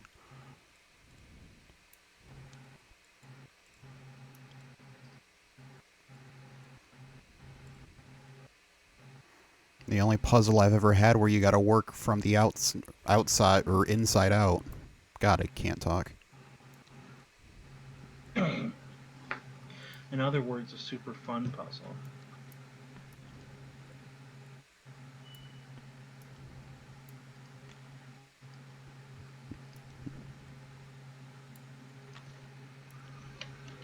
Hey Damon, if you go through museum today, you get a prize. Is it a what is it?